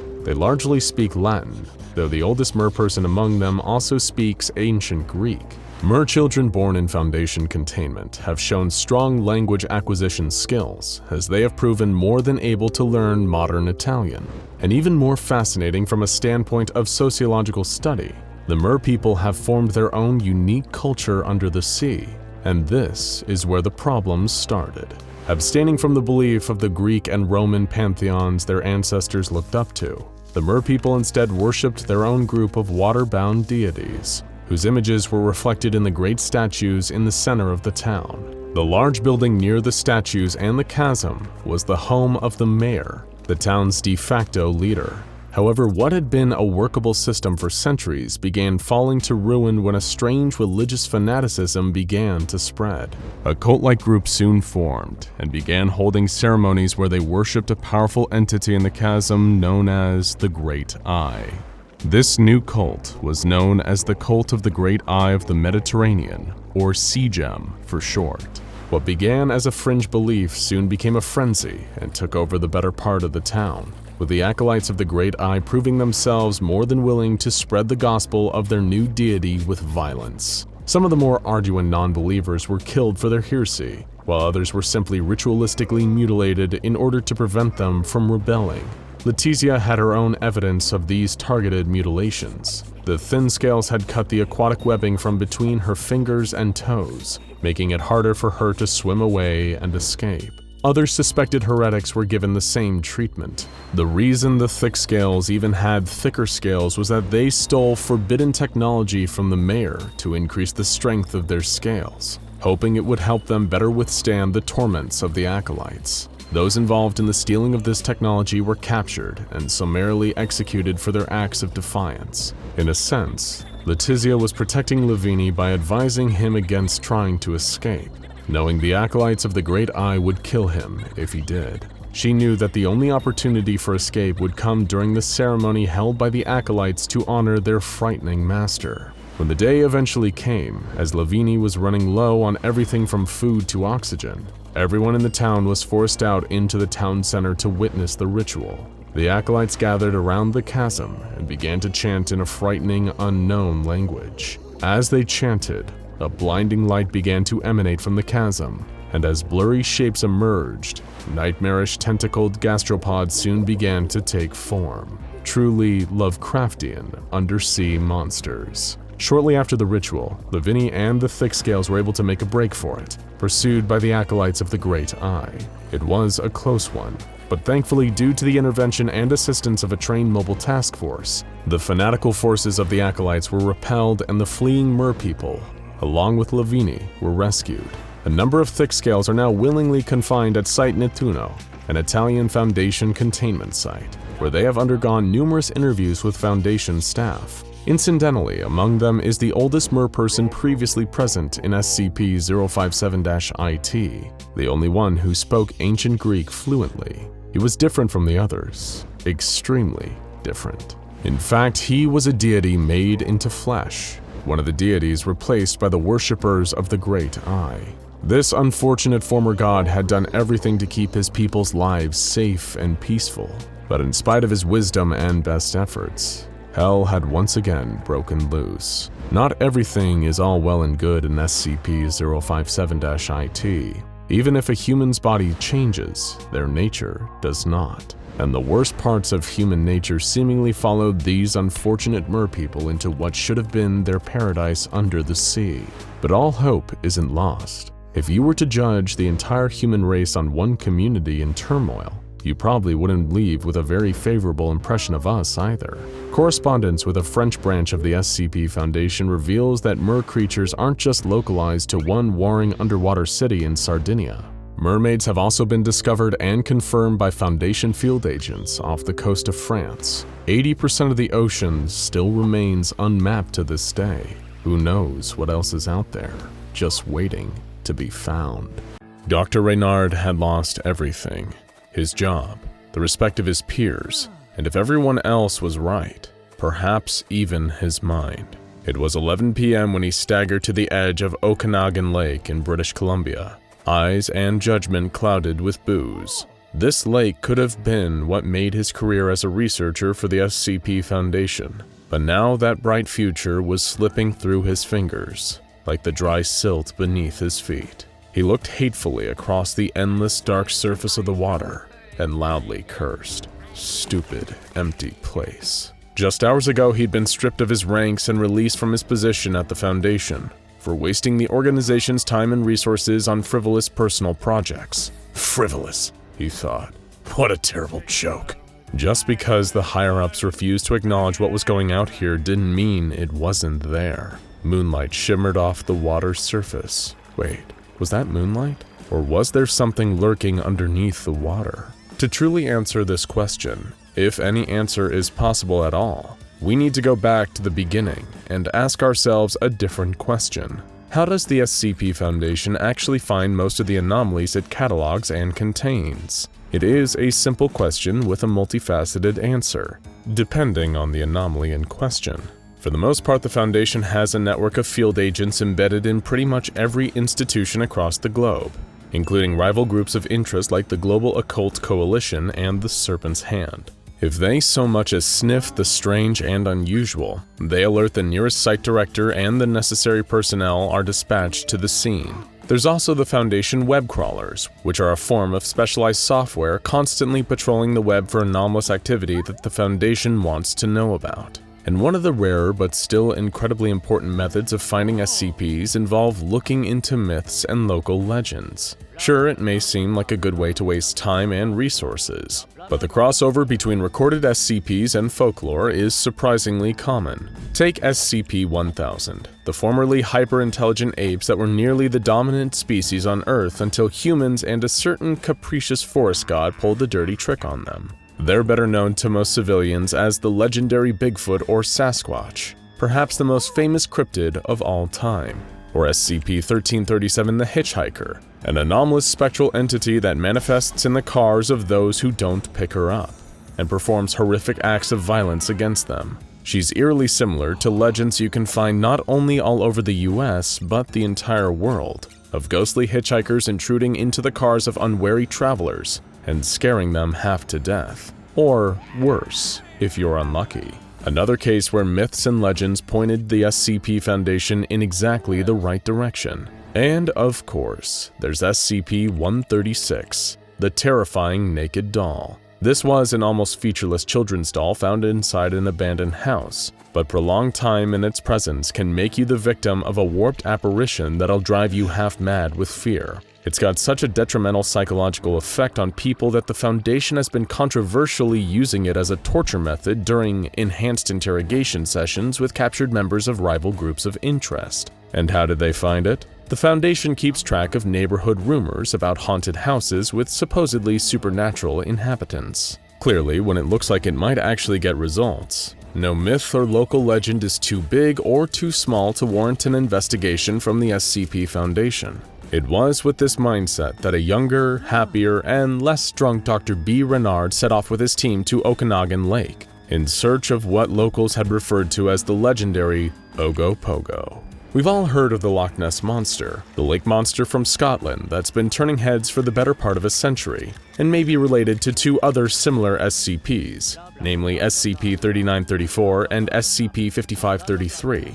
But Ogopogo is Canada's answer to good old Nessie. While the Loch Ness Monster resembles a plesiosaur, the Ogopogo is much more serpentine, with a long, coiling body covered in green scales. Its long tail is said to be able to create fierce storms along the surface of the water with its vicious whips, killing scores of unfortunate adventurers who dared stray too close. The name Ogopogo is also a palindrome, meaning it reads the same forwards as it does backwards, and is believed to have originated in the novelty song from the year 1924. However, it's likely that the actual beast this somewhat goofy name was given to is a much older, fiercer entity. And for the sake of his reputation as a researcher, as he took a plane to the Okanagan Valley, Dr. Renard very much hoped this was the case. Of course, he'd explored the legends heavily, so much so that he was sure there had to be something to this whole thing.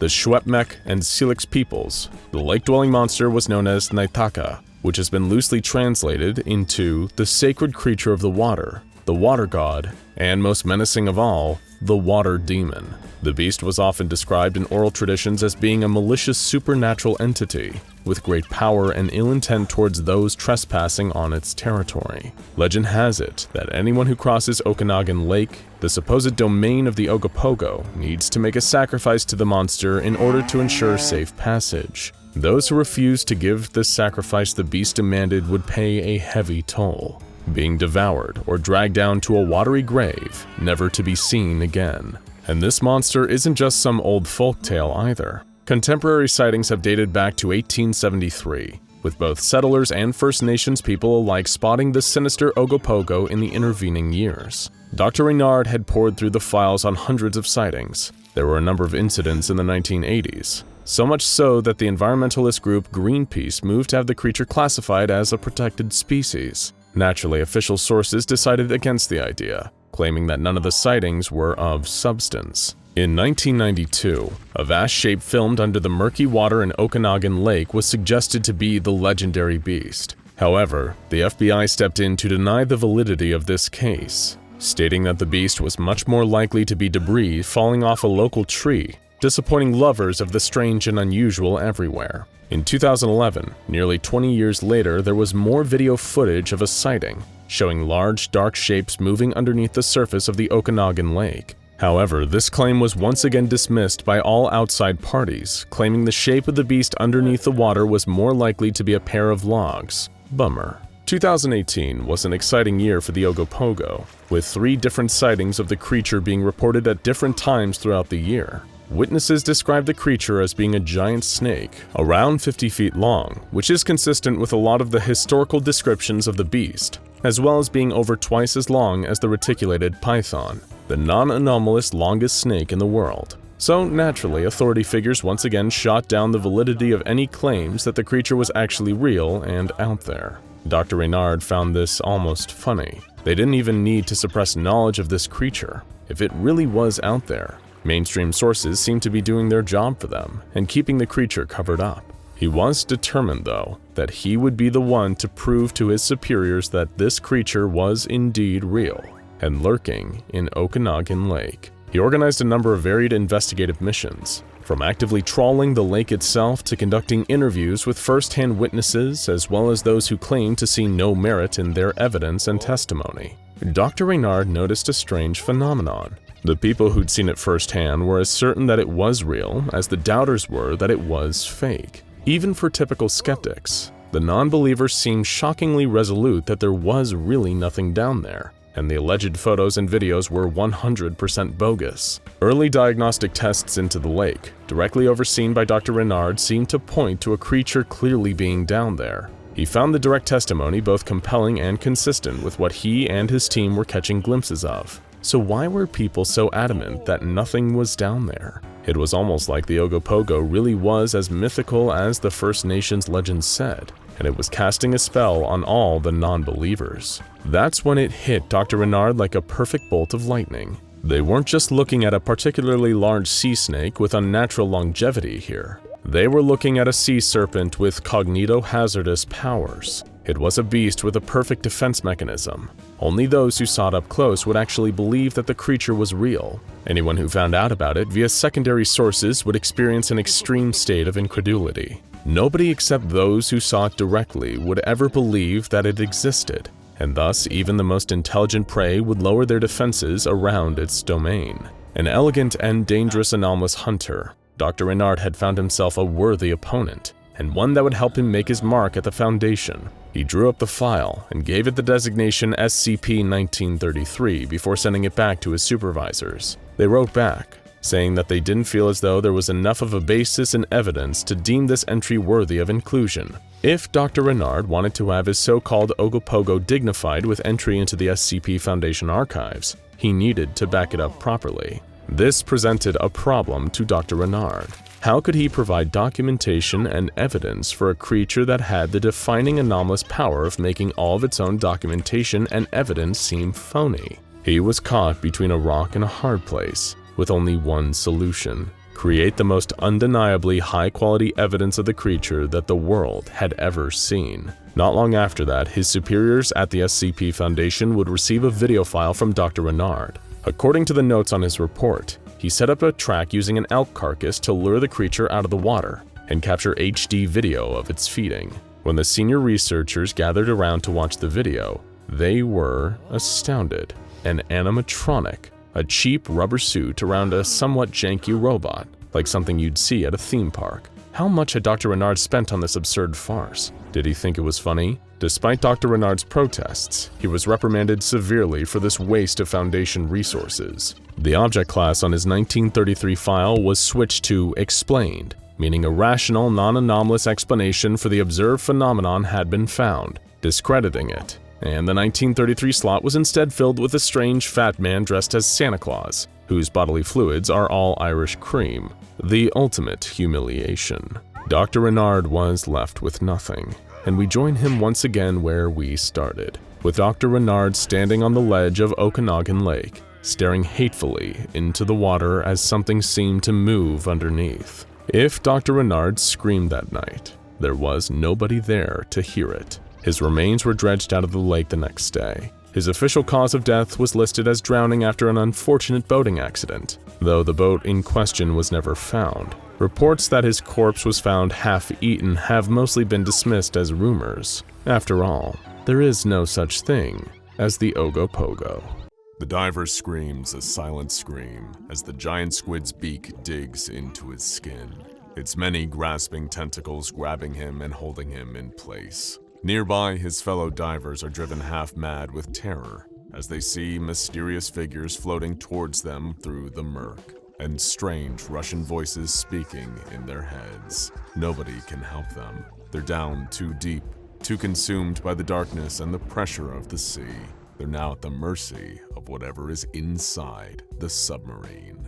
Beginning in the 1940s, with the dawn of nuclear weapons, the American government conducting the world's first atomic weapons test, and the Soviet Union responding in kind with nuclear testing of their own, the two powers entered an arms race fueled by rivalry and a thirst to prove their strength on the world stage. What followed were decades of staggering technological advancements as each nation tried to outdo and intimidate the other. The Soviet Union crossed into the cold reaches of outer space, deploying the satellite Sputnik. The United States responded with the founding of NASA. Tensions reached a fever pitch during the Cuban Missile Crisis of 1962, as United States citizens feared they were teetering on the brink of nuclear war.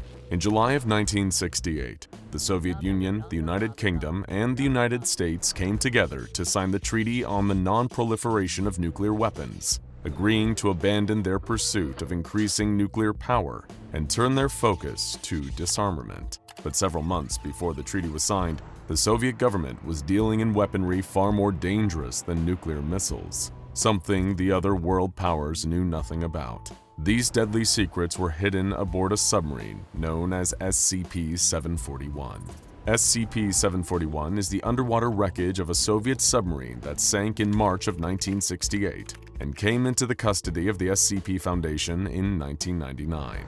The submarine, a version of the Charlie II class, was deployed under unusual circumstances, which attracted the attention of the United States government. In an attempt to learn more about the submarine, the US government launched Project Redacted, which attempted to recover the vessel from the ocean in the early 1970s. They managed to recover a few pieces of the vessel, though the specifics are highly classified. In the late 1990s, the US government contacted the SCP Foundation, informing them of a possible Euclid or Keter-class anomaly in the wreck. At this point, it passed into the custody and surveillance of the Foundation. The submarine is on the ocean floor, broken into 3 pieces. The hull was broken into bits during Project Redacted recovery attempt, but was largely intact when it first sank except for 2 holes, one just in front of the sail and one just below the starboard missile tubes. Apparently, the vessel sank rapidly due to flooding after an enemy missile strike, which occurred while it was surfacing.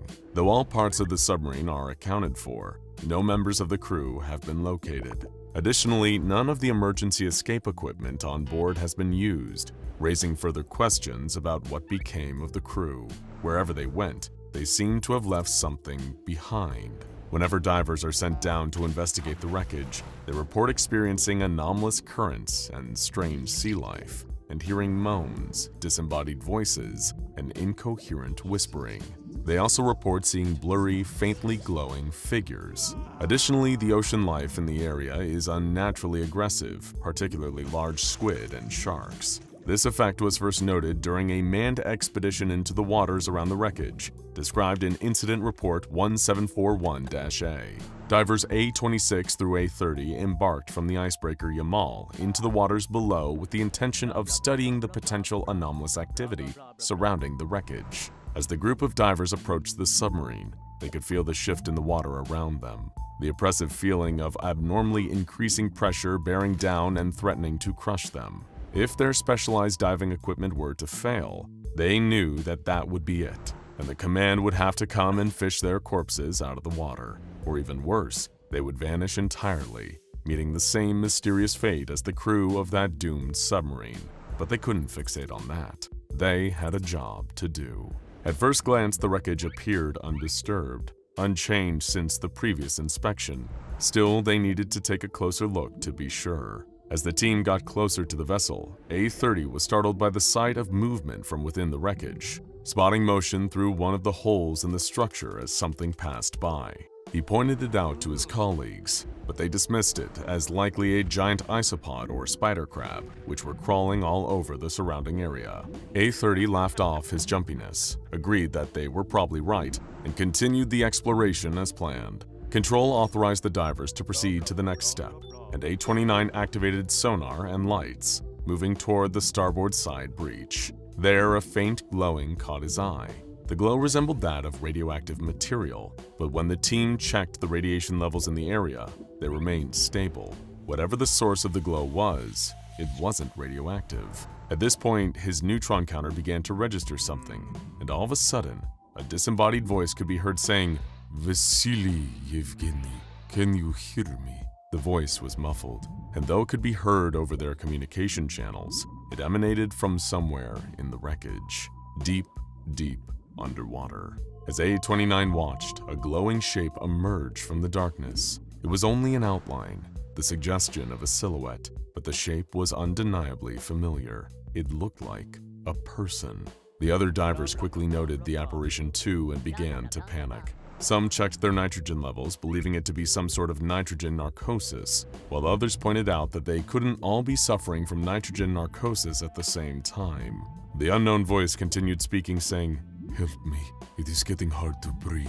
The divers debated what to do next, questioning whether what they were seeing was even real, when all at once, the humanoid figure vanished from sight. The divers attempted to shake off the startling encounter, and they resumed their duties, the investigation proceeding as normal. After a few moments of uneventful work, another interruption presented itself in the form of a 5-meter-long squid swimming around the wreckage. Its presence startled the divers at first, particularly those closest to the animal, but the others encouraged them to ignore it, citing the fact that there are no records of these squid attacking humans. So they did, continuing their work as the squid circled them with apparent curiosity. A-27 spotted an unusual shell below the wreckage, notably large and difficult to identify, and Control requested that they bring it up to the surface for further inspection by a marine biologist. The diver began attaching haul cables to the shell as the squid crept closer and closer.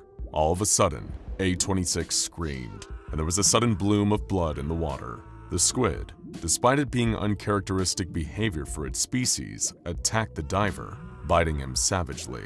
Prompted by cries for help from the diving team, Control began to reel A-26 back towards the surface, proceeding slowly to give him decompression time, and the squid took advantage of the slow retreat. It chased after the diver, grabbing hold of him and biting down again, tearing away at him as it gripped him in its tentacles. Still, Control continued reeling him in, hoping to free him from the squid's grasp as they yanked him to the surface. The other divers were ordered to get themselves out of there as fast as possible, an order they gladly obeyed. As they swam back to the surface, A-30 saw something else moving in the depths. He couldn't make out what it was, but the sight of it gave him a sick feeling of dread deep in the pit of his stomach. The 4 divers were recovered alive, along with the shell. Examination of the shell indicated that it resembled that of the extinct orthoconic nautiloids, but it was not fossilized. It was taken for further study, given the possible implication of extinct species anomalously manifesting in the vicinity of SCP-714.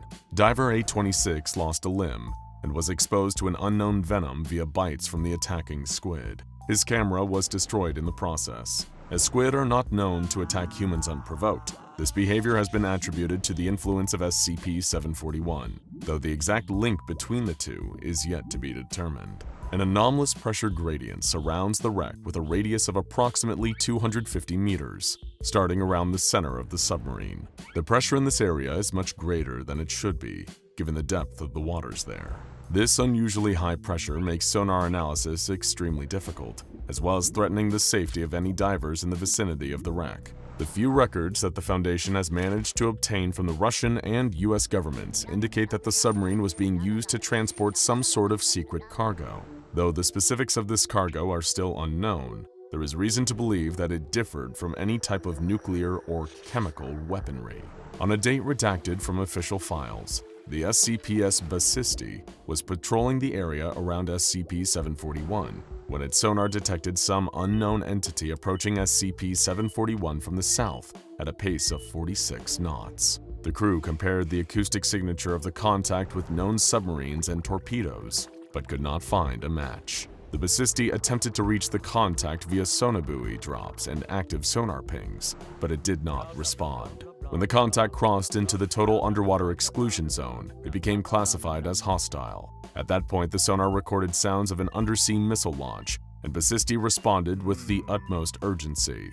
The ship broke away from its original area and fired a Type 53 torpedo at the underwater threat.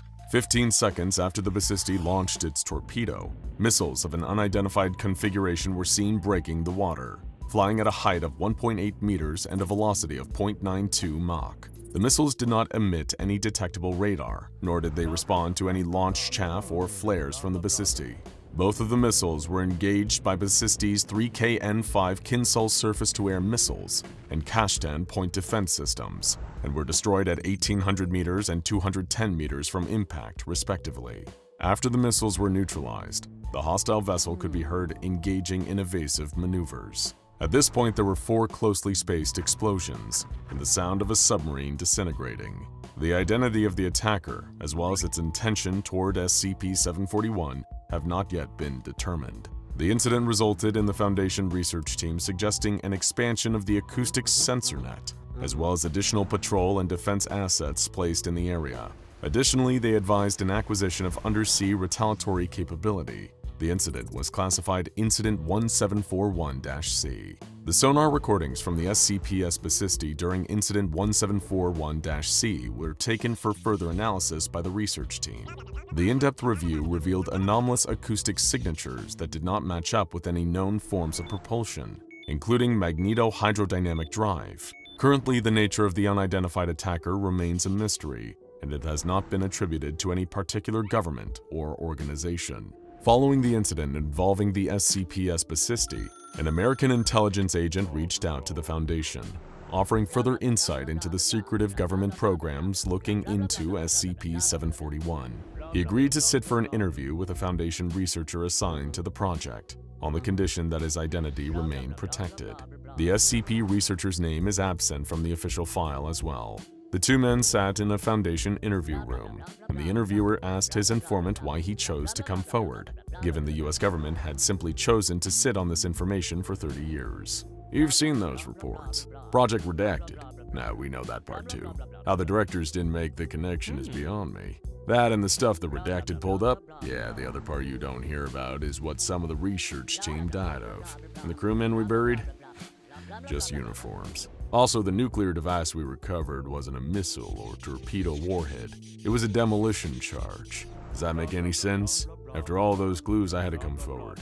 Why the directorate didn't is something I can't fully explain. This particular statement puzzled the Foundation researcher, raising questions he hadn't anticipated. Only uniforms? Did this mean that the sub had been unmanned? The informant replied, No, not unmanned. There were no bodies, but personal effects were everywhere, along with uniforms. There was some blood, human, Before you ask, on one of the torpedoes and a bit of skin where somebody probably crushed his hand loading the thing. Just no bodies left. When I first looked into all this, I had no clue what the hell had gone on down there, but I started putting things together. The Foundation agent began to speculate based on the mounting evidence. Could it have been a Soviet weapons program? A deadly biological agent of some kind? No, it wasn't that. I thought maybe it could have been, so I dialed up some of my contacts at Biopreparant. Us spies wind up owing each other favors after a while, and they denied it vehemently. Not your usual cover-up baloney either. They clearly stated that whatever the sub was carrying, it wasn't theirs. They wanted no part of it. Sounded like he was gonna puke when I mentioned redacted. Doctor, do you have any idea what it takes to make a bioweapons researcher sick? Now that wasn't what really bugged me though. What really kept me awake at night was the KGB file that fell into our hands. They mentioned a covert op by the Soviet military against an internal unnamed faction to get rid of a, quote, terrifying weapons that even the Soviet Union can't safely control.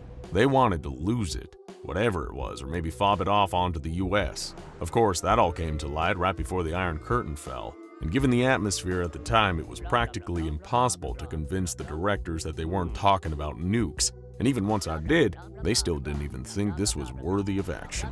I mean, the redacted would probably have me hanged for treason if they ever find me, but it was worth the risk. And by what I can gather, sounds like Russia thinks so too, loaning you half the Pacific Fleet and all. The interview continued after this point, but the rest of the conversation was considered irrelevant and stricken from the official file. The interview left the Foundation with more questions than answers, though they were more certain than ever that SCP-741 must be kept under strict containment procedures. Due to the object's location at the bottom of the sea, as well as the unusually elevated pressure around it, it is unlikely that many civilians will come into contact with it. However, as an extra protective measure, sonar and submersible monitoring is conducted on a periodic basis in order to verify that the wreckage has not been interfered with in any way. The Foundation contracted Russian warships, SCP-Spasisty and Krasnoyarsk, has been selected for this purpose. If any unauthorized activity occurs in the area surrounding SCP-741, nuclear and conventional missiles may be deployed. Any movement of SCP-741 is grounds for an immediate nuclear strike. Whatever secrets SCP-741 holds, whatever it was transporting that was even more of an uncontrollable threat than nuclear warfare, they're better left alone down there, at the bottom of the sea.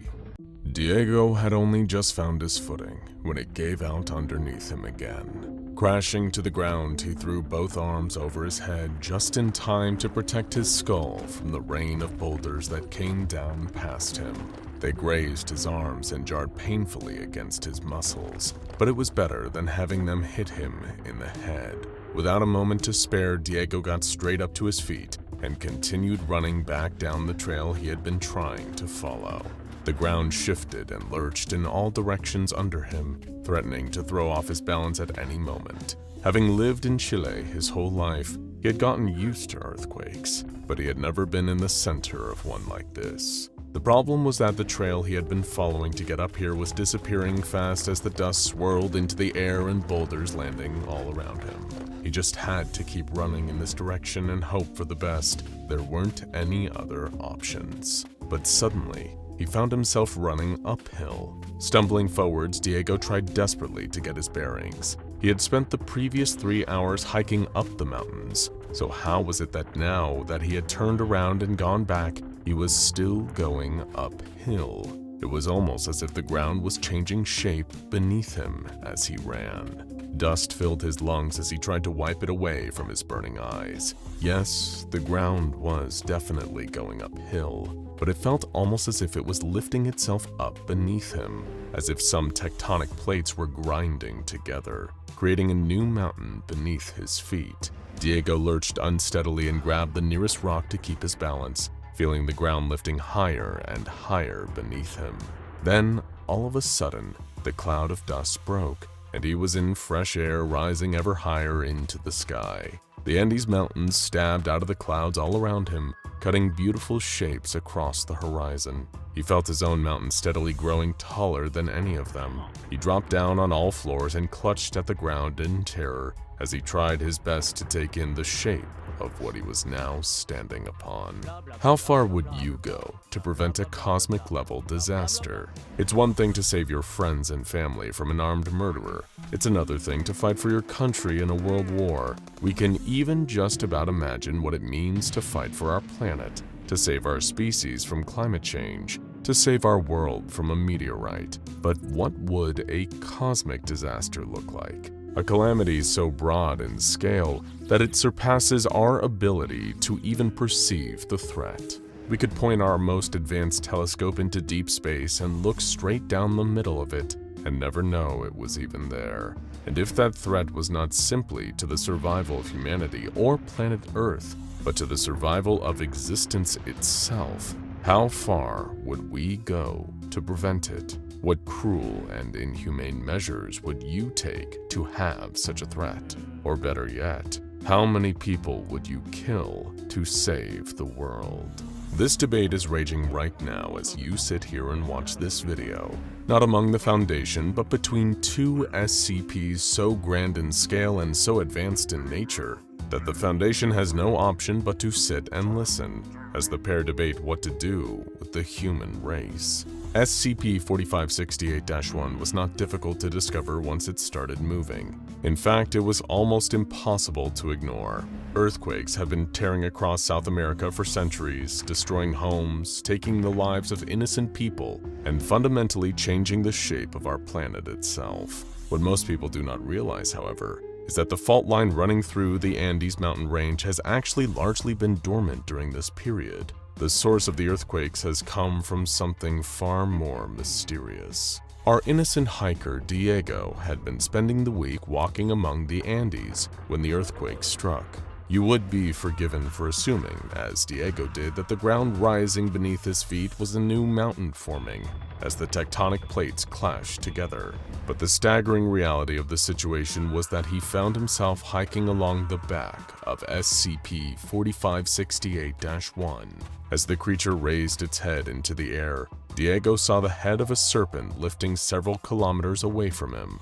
Its body stretched and wound its way through the mountain range, filling the valleys and running beneath his feet. The scale of SCP-4568-1 is hard to convey. Measuring over 500 kilometers in length, this serpent is longer than most US states, with a 20-kilometer width. Standing on the back of it quite literally feels like standing on a mountain range. For context, the horizon at sea level is about 4.8 kilometers away, so multiply that by 4 and you'll get a sense of just how wide this thing is. Even small movements from this SCP are enough to trigger continent-wide earthquakes, with tremors being felt all the way around the world. Upon the initial discovery of this SCP, the Foundation was unable to determine why it remains dormant for such long periods and seems to only awaken sporadically and for brief periods of time. That was, until SCP-4568-2 was discovered. It is little wonder that the second serpent took so long to be found.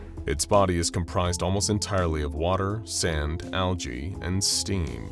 It does not show up on sonar scans and is incredibly difficult to detect in the water, even visually. Its form is loosely defined whilst dormant, with broadly similar measurements to SCP-4568-1. This serpent roams the South Pacific Ocean. Any marine creatures that swim into the SCP's body find themselves undergoing beneficial mutations. Crabs grow extra pinchers, bottom feeders grow larger mouths, and sharks find themselves developing heightened senses and even extra hearts. These marine animals seem to undergo virtually no distress and are free to exit and re-enter the SCP's body at any point. Initially, SCP-4568-2 was believed to be the peaceful one of the pair. Both serpents seemed to become active at the same time. While on land, SCP-4568-1 would wreak havoc with magnitude 7 earthquakes in major metropolitan areas. The sea serpent's function was less well understood. Employing resonant frequencies and vibrations, this SCP was able to give its watery body a distinct form as it rose up from the ocean and towered above the waves. In order to maintain its shape and control its movements, this SCP employed a huge amount of energy.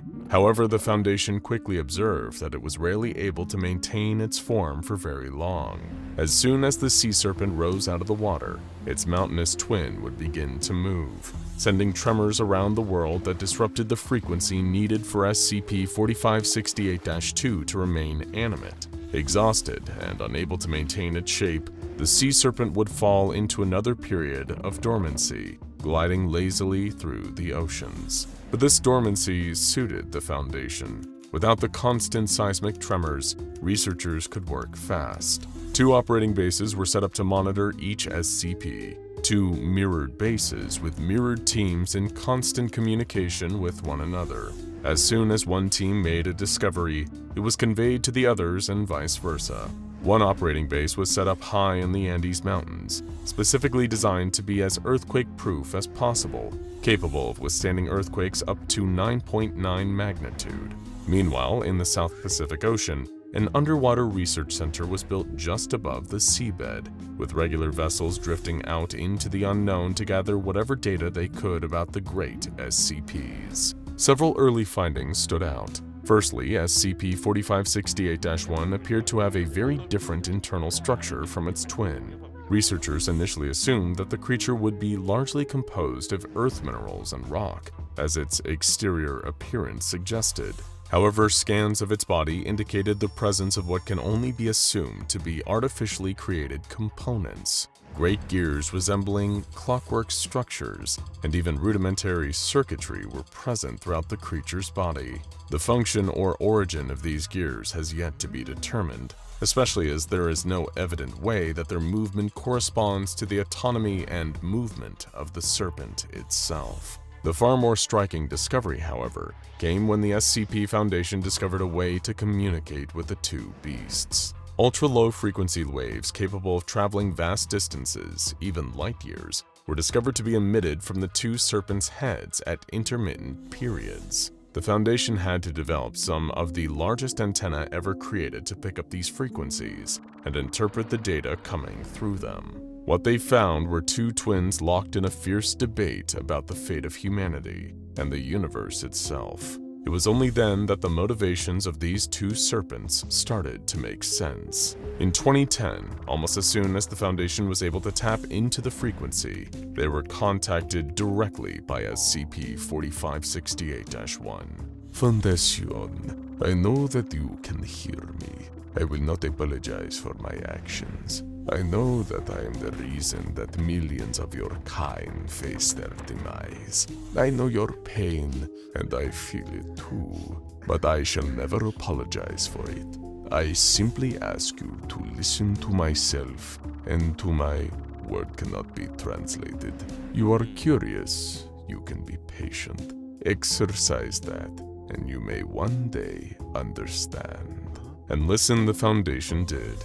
Efforts to contain or destroy the 2 serpents were put on the back burner. Instead, Foundation agents prioritized spreading disinformation across South America and beyond about the source of these earthquakes. The 2 serpents are far too large and far too powerful to overcome or contain. Instead, the Foundation prioritized the use of amnestic drugs, disinformation, and the creation of fringe conspiracy groups to discredit any claims of the serpents' respective existences. Meanwhile, some of the most senior leadership figures in the Foundation were and still are locked in a fierce debate as to what to do with the twin serpents. By listening to the communication between the 2 SCPs, the Foundation discovered that SCP-4568-2 is intent on wiping out the entire human race. The only thing that has prevented it from being able to do so thus far has been the existence of the other serpent. Every time that SCP-4568-2 begins to mount an attack on humanity, its land-bearing twin triggers enormous earthquakes to disrupt its progress. But why would the sea serpent want to destroy the human race? As Foundation generals gathered in the Deep Sea Operations Base, SCP-4568-2 came to the observation window to look them in the eyes as it told them, I am sure you can see it. How your world dies a little bit more every day. Mostly by your own hand, no? You poison the oceans, taint the rivers, blacken the skies. You do not need angels of death to destroy your world.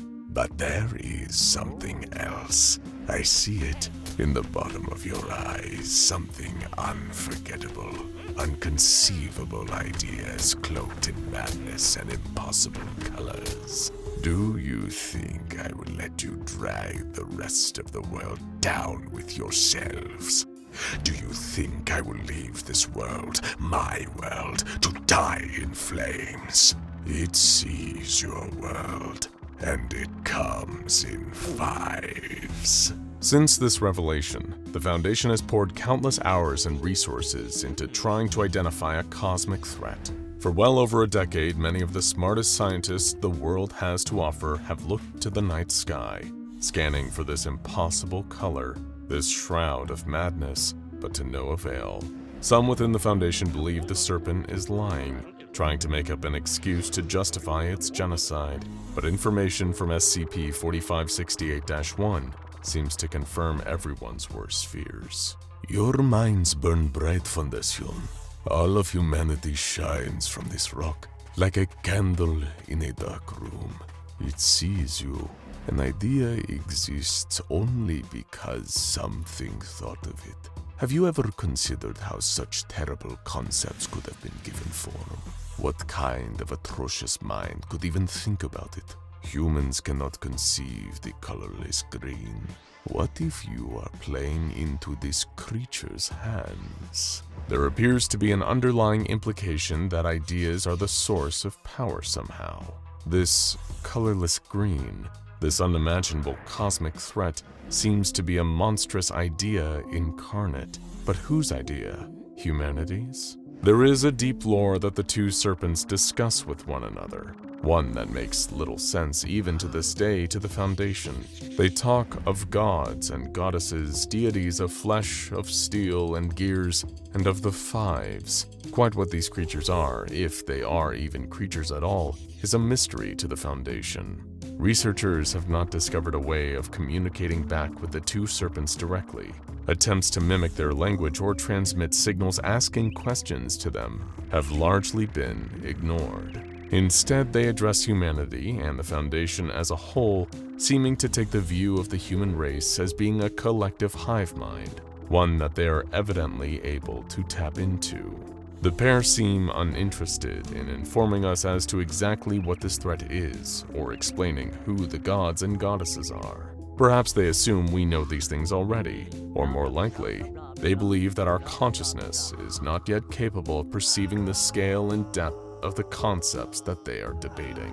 What is clear, however, is their shared understanding that if humanity were to be eliminated, the candle was to be blown out, this cosmic threat would pass by. The pair have names. Trenten is the land serpent, while remaining dormant much of the time in an enormous cave system beneath the Andes Mountains. This serpent seems keen to help the Foundation in some way. Kai Kai, the sea serpent, is intent on sacrificing the human race for a greater good, one far beyond our understanding. Speaking to the Foundation in the Andes Mountains, Trenten gave a short speech that served both as encouragement and a terrible warning of the darkness to come. It is something I like about you, Foundation, about mankind. While it is easy to just take the simplest path, to just give up, there will always be some among you who refuse this path, who do the right thing. Maybe not all of you are this strong, but I can see it in your methods. Those so-called containment procedures. There will always be someone who stands up against the dark, even if it takes 1,000 million years to emerge victorious. Maybe you can stop the fifth. After all, ideas can be killed with better ideas, even if it takes 1,000 million years. The year is 1985, 16th of February. A pair of researchers aboard a model SM-03 deep-sea submersible are descending into the depths of the Atlantic Ocean. Hours ago, they were somewhere just off the coast of France, surrounded by blue sky, the smell of the sea, and the warm embrace of the sun. But now, only cold darkness surrounds them. The depth of the ocean so vast and overwhelming, even light could not escape its grasp. The two-man team are members of MTF Gamma 6, also known as the Deep Feeders, a special task force that specializes in the investigation and tracking of deep sea or oceanic anomalies. Their mission: to locate and investigate the wreckage of a World War II German warship known as the Bismarck, thought by the general public to have gone down in a naval battle with the British in 1941. But the story the public doesn't know is the real reason the pair of Foundation members were tasked with locating the ship's wreckage site. Unfortunately for these researchers, today would be remembered for something far worse than they had anticipated. Radio transmissions recorded by the Gamma 6 duo detailed the events that took place upon finding the Bismarck, designated SCP-4217. The Bismarck lay at the bottom of the ocean, partially submerged in the sea floor, but to the astonishment of researchers, it appeared to be perfectly intact, with no signs of damage from its previous naval engagements. Gamma 6 member Charles Miller comments, "Even after the better part of 5 decades, this ship is still in pristine condition. There is no water damage anywhere that I can see. Even stranger, no ocean sediment has accumulated on the hull of the ship whatsoever." Prompted to investigate closer, Agent Victor Miller begins operation of the crew's Model RV-1 marine probe, an unmanned robotic exploratory drone that allows the researchers to explore the interior of the ship's wreckage. What they found unnerved them, or better said, what they didn't find.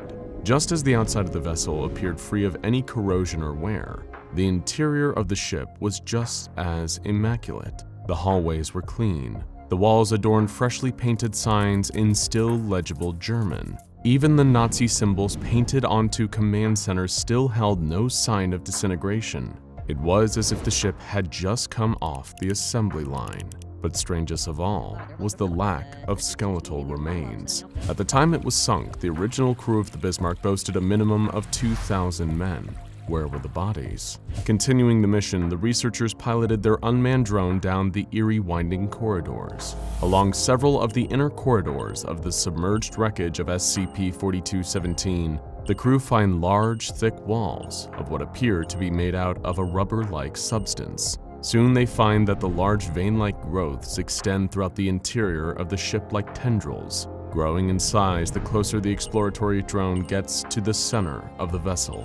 All the while, a slight hum sound is picked up by the craft's sonar equipment, echoing from the center of the ship, a rhythmic pulsing. The crew decide they need to take a sample of the rubber-like substance back to Foundation headquarters for testing. This would be a mistake. Upon cutting into the thick tentacle-like growths, the researchers notice something that fills their stomachs with dread. Whatever substance they had cut into was now bleeding. The team hears a distant rumble growing steadily louder. Suddenly, the ship begins to move. Shuffling sand and debris strew along the seafloor, clouding the visibility of the ship. Terrified, the pair hurry to try and disconnect the cable attaching the probe to their submersible and evacuate the site. But it's too late. A booming thud shakes the underwater craft as a large shadow covers the glass window of the submersible. Alarm systems go off as cracks start to appear in the glass surface. The pair attempt to pilot the vessel up towards the surface, but they are halted by a strong force pulling them downward. Just as the cracks start to spread across the surface of the glass, a giant shadow looms over the submersible. What is that? Screams and the sound of shattering glass can be heard on the recording as the submersible implodes from the pressure of the watery depths. Since that unfortunate incident, Foundation members have recorded multiple occurrences of SCP-4217 attacking civilian cargo ships in the Atlantic, particularly off the coast of the United Kingdom and as far north as the Greenland Sea. Given its Keter containment classification, containment of SCP-4217 consists of constant monitoring by Foundation naval forces with the cooperation of the British Royal Navy. In episodes of aggression or an agitated or hostile state, naval forces are instructed to forcibly subdue SCP-4217 through naval engagement. Once enough damage is sustained, SCP-4217 enters a passive state and resubmerges. SCP-4217 is divided into two parts. SCP-4217-A is the Bismarck itself, a Nazi-era warship outfitted with an array of 8 main guns, 44 secondary armaments, and dozens of units of anti-aircraft weaponry. SCP-4217-B refers to the anomalous cephalopod organism embedded inside the hull of the ship. SCP-4217-B has 2 large rectangular pupils inside of octopod eyes that protrude from the base of the ship, as well as 12 100 to 200 meter long tendril-like muscular appendages that extend outward from an opening in the stern of the vessel. SCP-4217 is deemed to be classification risk class dangerous, with reports of it emitting a mild psionic field within a 20-kilometer radius, confusing anything within range and increasing the likelihood of friendly fire among enemy combatants. SCP-4217-A's hull seems to have the ability of inorganic regeneration, as damage incurred from enemy vessels seems to immaculately repair over time. Researchers have observed what appears to be runes or cryptic markings on the side of SCP-4217-A's hull. It is believed these symbols were part of the original ship's design to bolster the vessel's defense integrity. Though not immediately visible, when the vessel is taking fire, the symbols appear to glow in proportion to the amount of damage being mitigated. Among its offensive capabilities, apart from the standard armaments of a World War II-era warship, SCP-4217-A also has specialized munitions of an unidentifiable gas compound that is reported to have mutagenic properties. Individuals that have been exposed to the gas compound undergo rapid spontaneous metamorphosis at a molecular level, growing an array of evolutionary attributes which include the accumulation of reptile-like scales or avian feathers in place of skin, the increase or decrease of the number of limbs, digits, or even ocular, olfactory, or auditory organs, and in one reported case, an event where multiple members of one crew were fused at a subatomic level into one functioning organism. Though more study into this particular incident is needed. SCP-4217 also has the ability of subsurface oceanic mobility and can submerge itself when not in combat with enemy vessels. Underwater propulsion appears to be generated by the ejection of water from SCP-4217-B's body cavity and reaches a top speed of approximately 30 knots. SCP-4217 undergoes cycles of passive behavior that is periodically interrupted by moments of hostility towards civilian craft, particularly resurfacing and going after transatlantic cargo vessels. It is believed this is analogous to the history and original mission of the Bismarck, Operation Rheinenbung. During World War II, the German Luftwaffe was besieging London in a series of nightly air raids that would be colloquially known as the Blitz. It was the grand intention of the Third Reich to cut off supplies to the British to limit their resistance to the Nazi war machine. However, what pestered the Nazis most and hindered this effort was the consistent American support provided by the US government in the form of food and supplies delivered to the British via Atlantic trade routes by cargo ship. The German Bismarck and her sister ship, the Serpents, were created for the very goal of stopping these transports of cargo to the United Kingdom, as well as sinking as many Allied vessels as possible. The year is 1937. In a top-secret effort to make preparations for an approaching war, Adolf Hitler turns to his most trusted expert on the supernatural, Chief SS Officer Heinrich Himmler. Among other projects, Himmler ordered the Anarbe Obscuracorps, a German organization tasked with the procurement and investigation of otherworldly or otherwise unexplainable phenomenon, to begin the creation of 2 ships, the Bismarck and the Serpents, the former named after the Iron Chancellor Otto von Bismarck, who in 1890 unified the German people.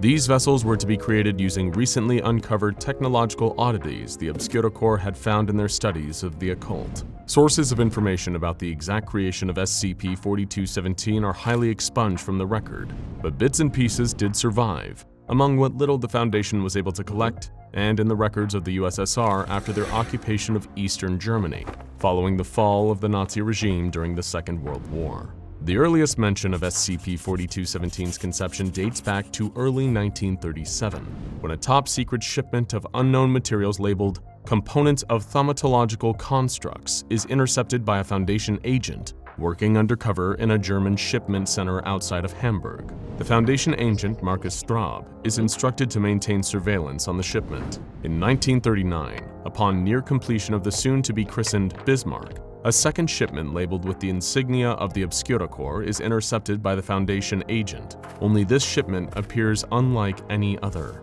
Reports of the massive shipping container holding machinery capable of aquatic life support indicate organic living cargo. Though the Foundation agent was unable to identify the exact nature of the contents of the shipment, Straub reported hearing sounds emanating from the cargo hold, sounds similar to that of a heartbeat. Just a year later, the Bismarck is seen making its first naval trial run when it experiences a massive electrical discharge just offshore, shutting the vessel down momentarily until power was restored shortly after. Reports show luminescent symbols briefly visible on the hull of the ship. Thaumatological symbols, for the layman, are symbols that embody the study of miracles. Because of this, it was apparent to the Foundation that some occult anomaly was responsible for the strange characteristics of the German vessel, and an order for termination was reached by the O5 Council, the hunt for SCP-4217.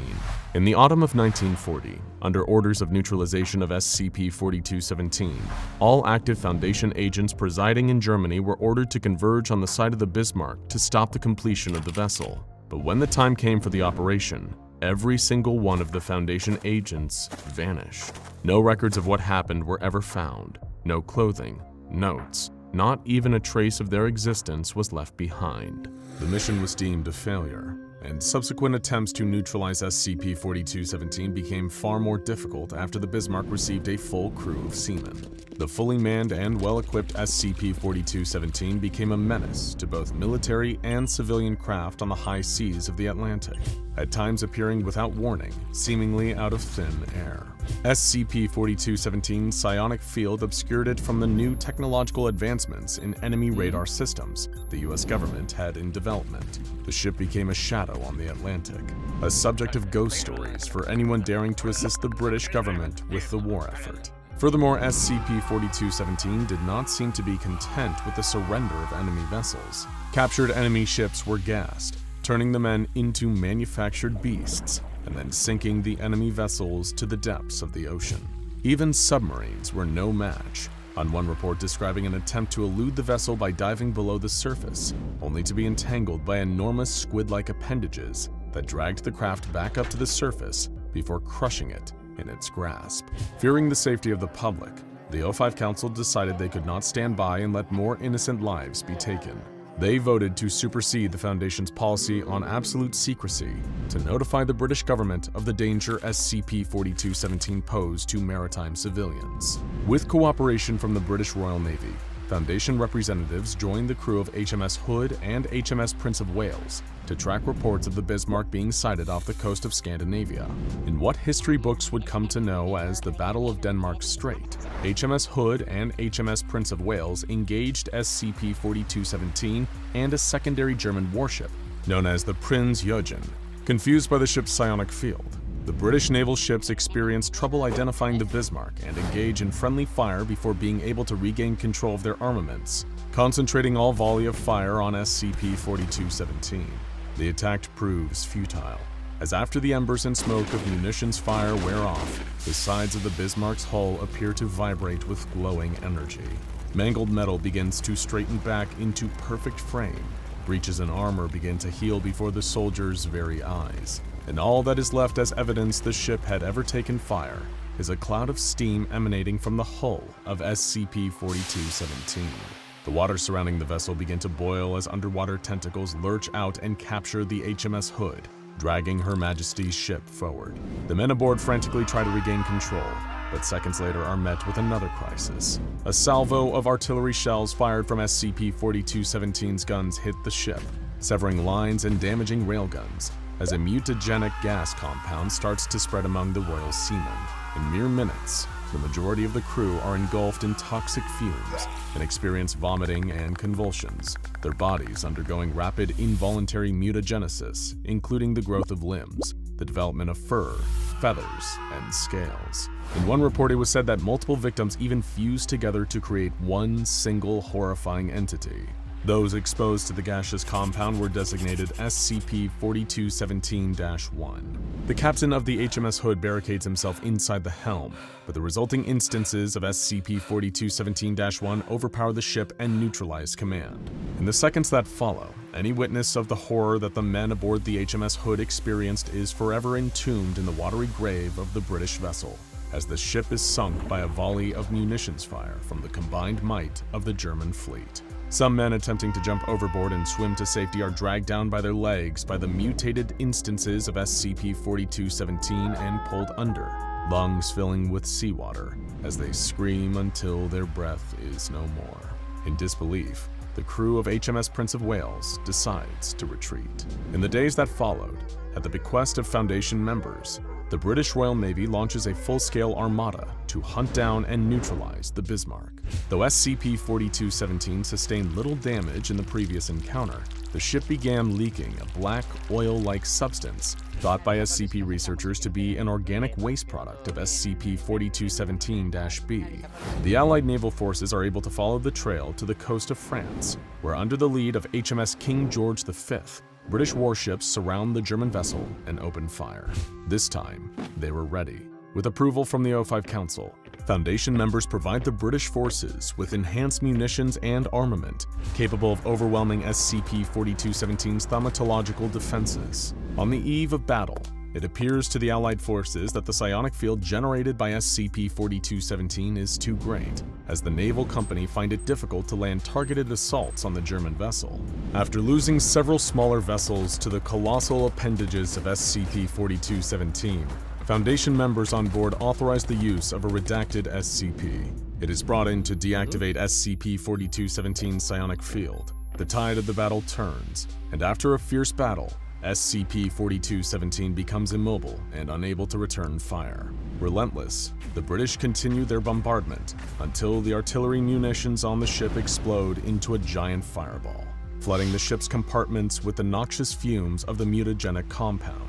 Its crew members either jump overboard or are engulfed in the cloud of gas. The British vessels capture any survivors and watch as SCP-4217 slowly sinks below the waves, down to the depths of the ocean where it would lay dormant for the next 48 years. SCP-4217's 121 surviving crew members were captured and interrogated. Most of the low-ranking German soldiers were released to British custody, 109 of them having their memory wiped by Foundation staff. 12 remaining members of the crew were sent to Site-23 for further detention and advanced interrogation, and 74 of the instances of SCP-4217-1, the mutated subjects, were recovered and sent to Site-23 for further observation. It was thought that on that day, SCP-4217 was deemed neutralized and no longer a matter of priority. The Bismarck sunk into memory and myth. It was only until the recent resurgence of SCP-4217 that the Foundation saw the need to collect as much information on the organism inhabiting SCP-4217-A as possible. Decades-old manuscripts and ledgers were pulled from hundreds of viable sources. From the intelligence then gathered, Foundation members have come to the hypothesis that the entity powering the vessel known as the Bismarck has what is believed to be extraplanetary origin. World War II-era documents uncovered between Commander Karl Reuter of the German Obscuracorps and a Dr. Hans Meyer indicated discovery of an organic life form of unknown origin found in a crashed aircraft near Feldberg Park in the Black Forest mountain range in Germany. Further correspondence with Obscuracorps members Otto Schmidt and Dietrich Klossner indicate that researchers were conducting trials on the creature's ability to create psionic fields and to control or confuse enemy subjects within its range, with a letter from Dietrich Klossner suggesting the creature could be used as a power source for an unspecified engine. Further evidence of SCP-4217-B's extraplanetary origin can be found in a 1993 incident between Foundation naval ship SCP-S Nemed and SCP-4217. This is the only incident on record where contact was established with the creature classified as SCP-4217-B. On July 22nd, SCP-4217 had reappeared off the coast of Britain. Anticipating hostility, SCP-S Nemed, SCP-S Cessair, and SCP-S Partholon were instructed to close in on SCP-4217's location, with orders to subdue the vessel if necessary. However, on this occasion, SCP-4217 did not appear to be after any vessel.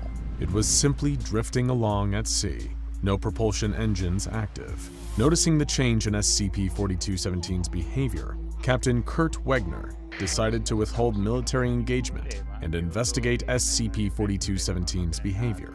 Sailing within 200 meters of the Bismarck, the SCPS Nemed attempted radio contact with the German vessel.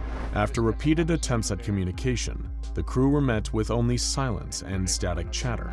Giving up, Captain Wegner puts down the radio receiver when suddenly, the sound of music is heard playing over the speakers of a ship. The tune is the national anthem of Nazi Germany. The captain hails the vessel again, repeating his attempts at communication. Do you understand me? At first, only static can be heard. Then came a reply. You ship. The ominous voice could be heard from the speakers. The captain hesitated for a moment, members of the crew looking at each other with apprehension. The captain replied, confirming themselves as a ship, and then asking if SCP-4217 knew what it was and where it came from. What followed was the crew of the SCPS Nemed receiving a video feed from SCP-4217, featuring a high volume of images in rapid succession. Among them were images of German cities, Adolf Hitler's telecast of the 1936 Olympics, an unknown structure in outer space, and in increasing repetition, images of the planet Jupiter, particularly the giant storm on Jupiter known to the public as the Great Red Spot, or SCP-2399, as Foundation members know it. The transcript of the radio communication between Captain Wegner and SCP-2417 stops when the video feed begins to focus heavily on images of Jupiter. SCP-4217's responses become more erratic and agitated as it repeats the words storm, cloud, and red. The markings on its hull beginning to light up, and the underwater shadows of its tentacles beginning to create whirlpools of displacement under the bow of the ship. A shrill shrieking begins to flood out of the speakers, followed by a high-piercing, high-pitched beeping sound that overloads the communication equipment, causing sparks to fly as crew members cover their ears and hide under control panels. The SCPS Nemed barely escapes as SCP-4217 becomes hostile, using its massive tendril-like appendages to assail the naval combatants, firing its armament in all directions. After a fierce battle, the Foundation naval forces were able to neutralize and subdue SCP-4217. No further attempts at communication have been recorded. To keep the veil of secrecy, Foundation members constructed a replica ship to be sunk and intentionally rediscovered by oceanographer Robert Ballard in 1989. Any recent sightings of the Nazi-era Bismarck are flagged as misidentification by SCP staff. For now, Foundation members continue to monitor the behavior of SCP-4217 and protect the public from its existence. A giant, monstrous crab-like claw closes around the throat of an unimaginably huge eel-like beast.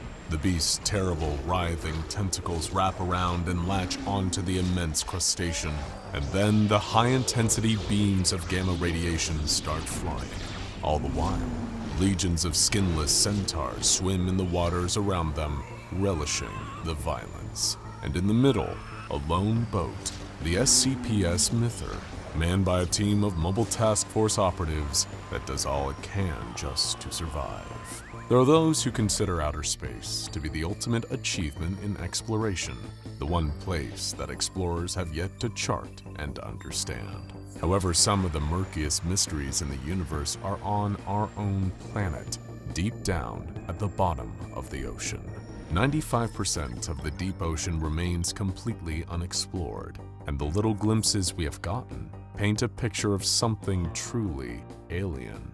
Giant squids, organisms that can breathe nitrogen, luminescent predatory fish, and sharks as old as the Earth itself. Even the SCP Foundation is still struggling to fully grasp the depth of the ocean and the strange beings that dwell there. One of the most unusual aquatic findings in the history of the Foundation is that of SCP-3700.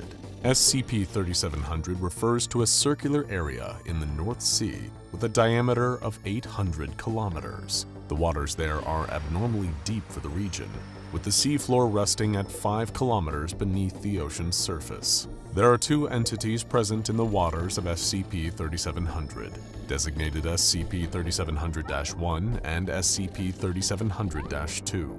Interactions between these 2 entities are responsible for the anomalous changes to the meteorological and geological conditions in the area. SCP-3700-1 and SCP-3700-2 always interact on the spring and fall equinoxes of any given year, but they will also engage one another throughout the year, seemingly at random. But what exactly are SCP-3700-1 and SCP-3700-2? Aside from terrifying creatures of the deep, SCP-3700-1 is an arthropod bearing an aesthetic resemblance to the European lobster, only much, much bigger, measuring 6 kilometers in length. The creature is green, with a mix of blue, yellow, pink, and red markings across the top of its exoskeleton that bear the appearance of a woman's face. It has 6 prehensile limbs, 4 of which terminate in claws, and 8 legs. The entity's 4 eyes are compound and orange, attached to stalks. Anyone who gets close enough to observe the creature's carapace in detail will notice scars, cracks, and small holes, indicating years and years of damage. SCP-3700-1 has several anomalous qualities in addition to its size. In a fight, it is able to strike with its appendages and produce cavitation bubbles with a force greater than several tons of dynamite. 2 of the entity's eyes are capable of blasting concentrated gamma radiation at a chosen target. The creature has the ability to impact the weather around it, dispersing storms that impede its ability to move with ease, and can reach speeds up to 100 kilometers an hour. In spite of its immense power, SCP-3700-1 is not aggressive and tends to ignore beings in its vicinity other than SCP-3700-2.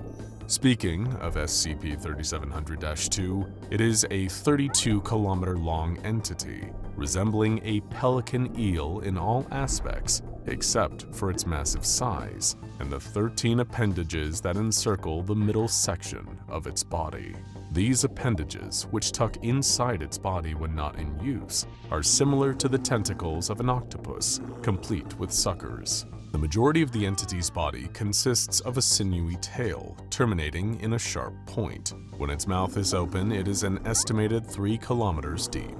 Its flesh is black, and it has white, purple, and red bioluminescent lines in the shape of a man's face on either side of its torso. SCP-3700-2's anomalous properties include the ability to invoke storms with the severity of Category 5 hurricanes, and the ability to produce whirlpools that draw in any vessel within 150 meters so that it can rip them apart. It is also able to produce high-energy sound waves, as well as blue fire, which it emits from its esophagus. When the 2 entities interact, it results in an epic struggle as each begins attempts to destroy or subdue the other. When one is victorious, immediate changes to the area follow. When SCP-3700-1 wins, the storms and harsh weather in the area will immediately calm, and an era of fertility and abundance will begin.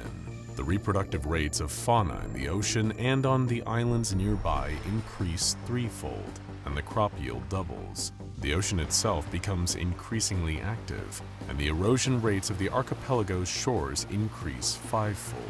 When SCP-3700-2 wins, however, the weather conditions become dangerous, with raging hurricanes, rapidly fluctuating temperatures, and constantly changing storm fronts that cause destruction of buildings and loss of life. Naturally, this renders any ocean travel in the area extremely difficult or even impossible.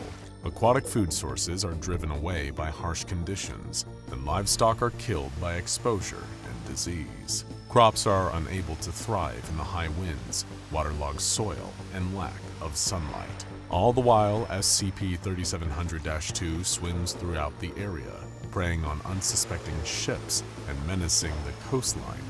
until SCP-3700-1 manifests to challenge it again. SCP-3700-2 will also regurgitate instances of SCP-3456, though how or why this is possible is unknown. For those unfamiliar with SCP-3456, they are a group of hairless, three-toed horse-like creatures with thick, translucent skin and human torsos fused to their backs. They are most frequently seen near sites of war, terrorist attacks, and devastating natural disasters. Direct observation of one of these entities will draw their attention to the observer, who the entity will then stalk and capture before disappearing. Due to their enormous size and ability to anomalously manifest in their home waters, SCP-3700-1 and 2 cannot be contained at a Foundation site. Instead, their containment is handled by Foundation Naval Task Force Delta 7, Northern Storm, who patrol the area in combination of refurbished battleships, destroyers, cruisers, and support craft. Additionally, measures have been taken to suppress information about SCP-3700 among the general population.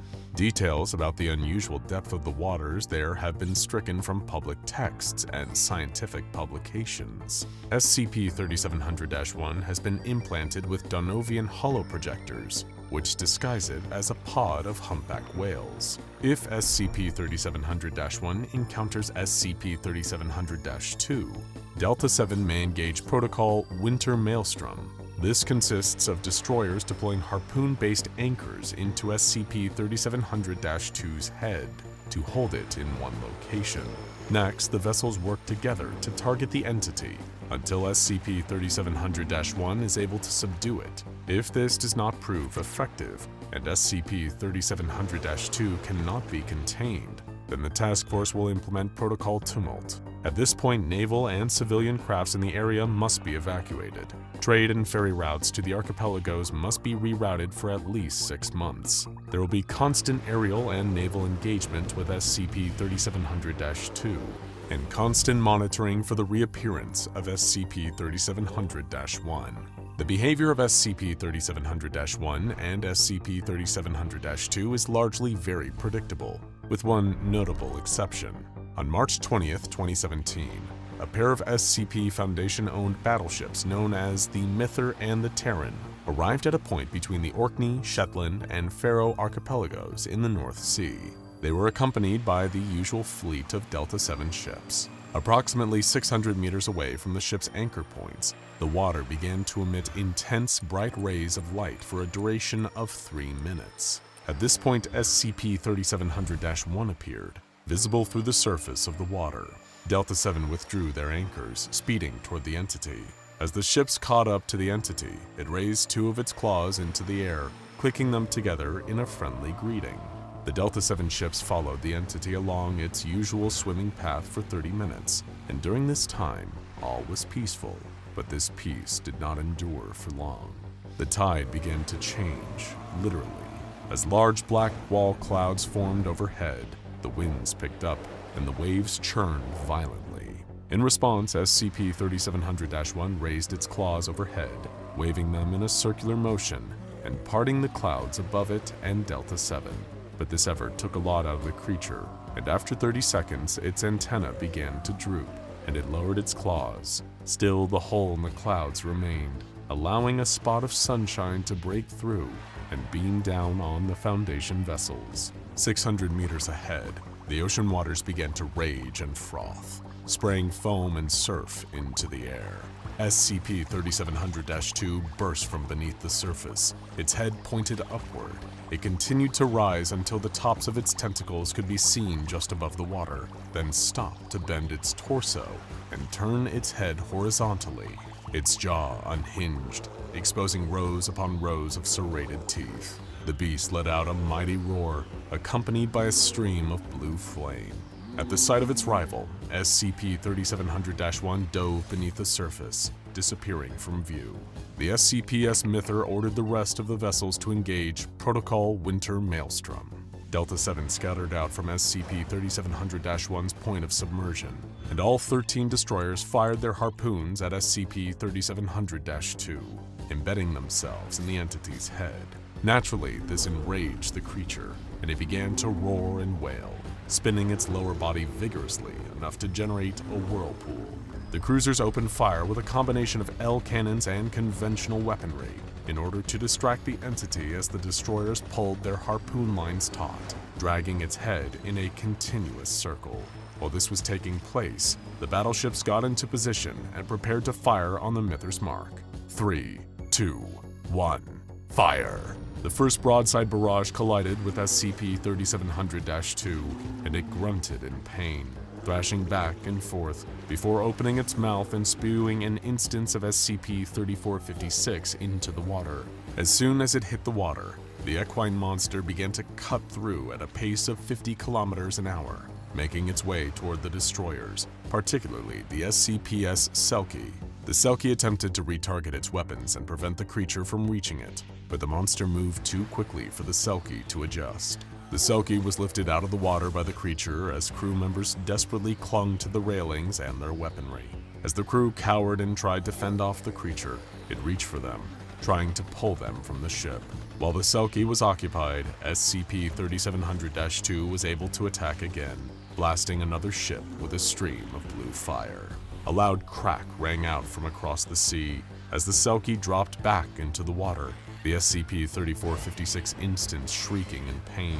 SCP-3700-1 burst through the surface, striking the creature with its club-like limbs, each blow emitting another loud crack. The third blow tore the instance in half, sending its human torso careening through the air and past the SCP's Mythor. Freed from its attack, the Selkie moved full steam ahead, pulling the harpoon line taut again and dragging SCP-3700-2 out of its path. Several Selkie crew members were thrown overboard during the struggle, and as they struggled to keep their heads above water, SCP-3700-1 scooped them up, placing them onto the deck of a nearby destroyer and out of harm's way. With the crew members rescued, SCP-3700-1 set its sights on its enemy, swimming towards the edge of the whirlpool and emitting a luminescent glow from two of its eyes. The constant barrage of cannon fire on SCP-3700-2 was beginning to take its toll, and the Mythor ordered the fleet to, quote, brace for the killing blow.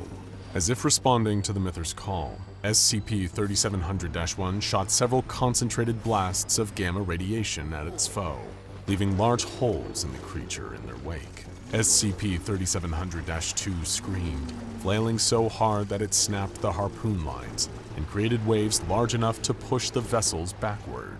With its newfound freedom, SCP-3700-2 impaled SCP-3700-1 through the midsection with its barbed tip of its tail, lifting it up and out of the water with the force of the blow.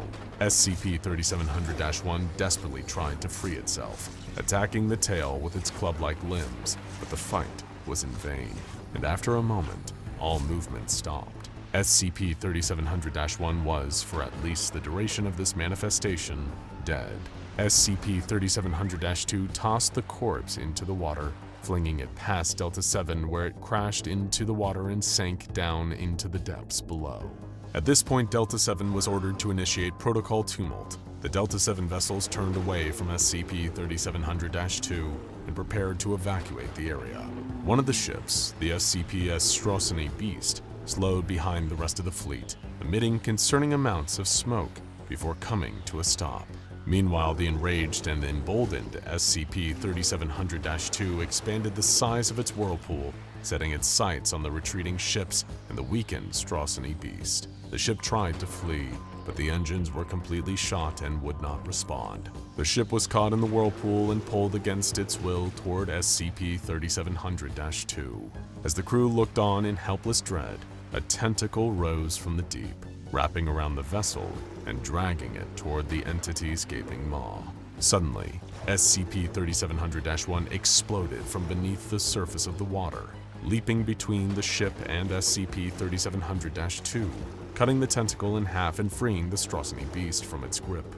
SCP-3700-2 shrieked before closing its jaws and biting down on SCP-3700-1. It retaliated, emitting bright flashes of light and doing enough damage to stop SCP-3700-2 from continuing to produce its whirlpool. Another tentacle emerged from the water, pulling at SCP-3700-1's legs and ripping them from its body. but SCP-3700-1 returned the assault in kind, bludgeoning SCP-3700-2 with its club-like limbs from inside of its mouth. All at once, SCP-3700-2's lower jaw was torn out of place, dropping into the water with SCP-3700-1 still inside. SCP-3700-2 thrashed futilely, growing steadily weaker and weaker. It released one more stream of fire before collapsing. Delta-7 paused the retreat, watching the scene for any sign of a winner, but after 5 minutes, neither entity had moved. Delta-7 returned to the site of the battle to investigate and saw that neither entity was moving, and both appeared to be deceased. Shortly after Delta-7 reached the area, both entities disappeared, leaving a single, round, unidentified object that sank below the surface where SCP-3700-1 had just been. The wall clouds overhead dispersed, leaving standard cumulonimbus clouds in their place. The waters themselves remained choppy. Unsure of how to proceed, the SCPS Myther sent a radio transmission to Command. This is Delta-7 to Command. We read you, Delta-7, Command replied. We have a bit of a situation. Go ahead, Delta-7. SCP-3700-1 and 2 are both down. Command was silent for 10 seconds, utterly baffled by the information.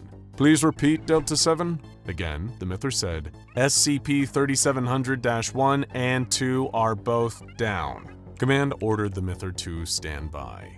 3 minutes of radio silence later, communication resumed as they asked, Are either entity's effects active? Negative, Command. Is there any trace of either entity?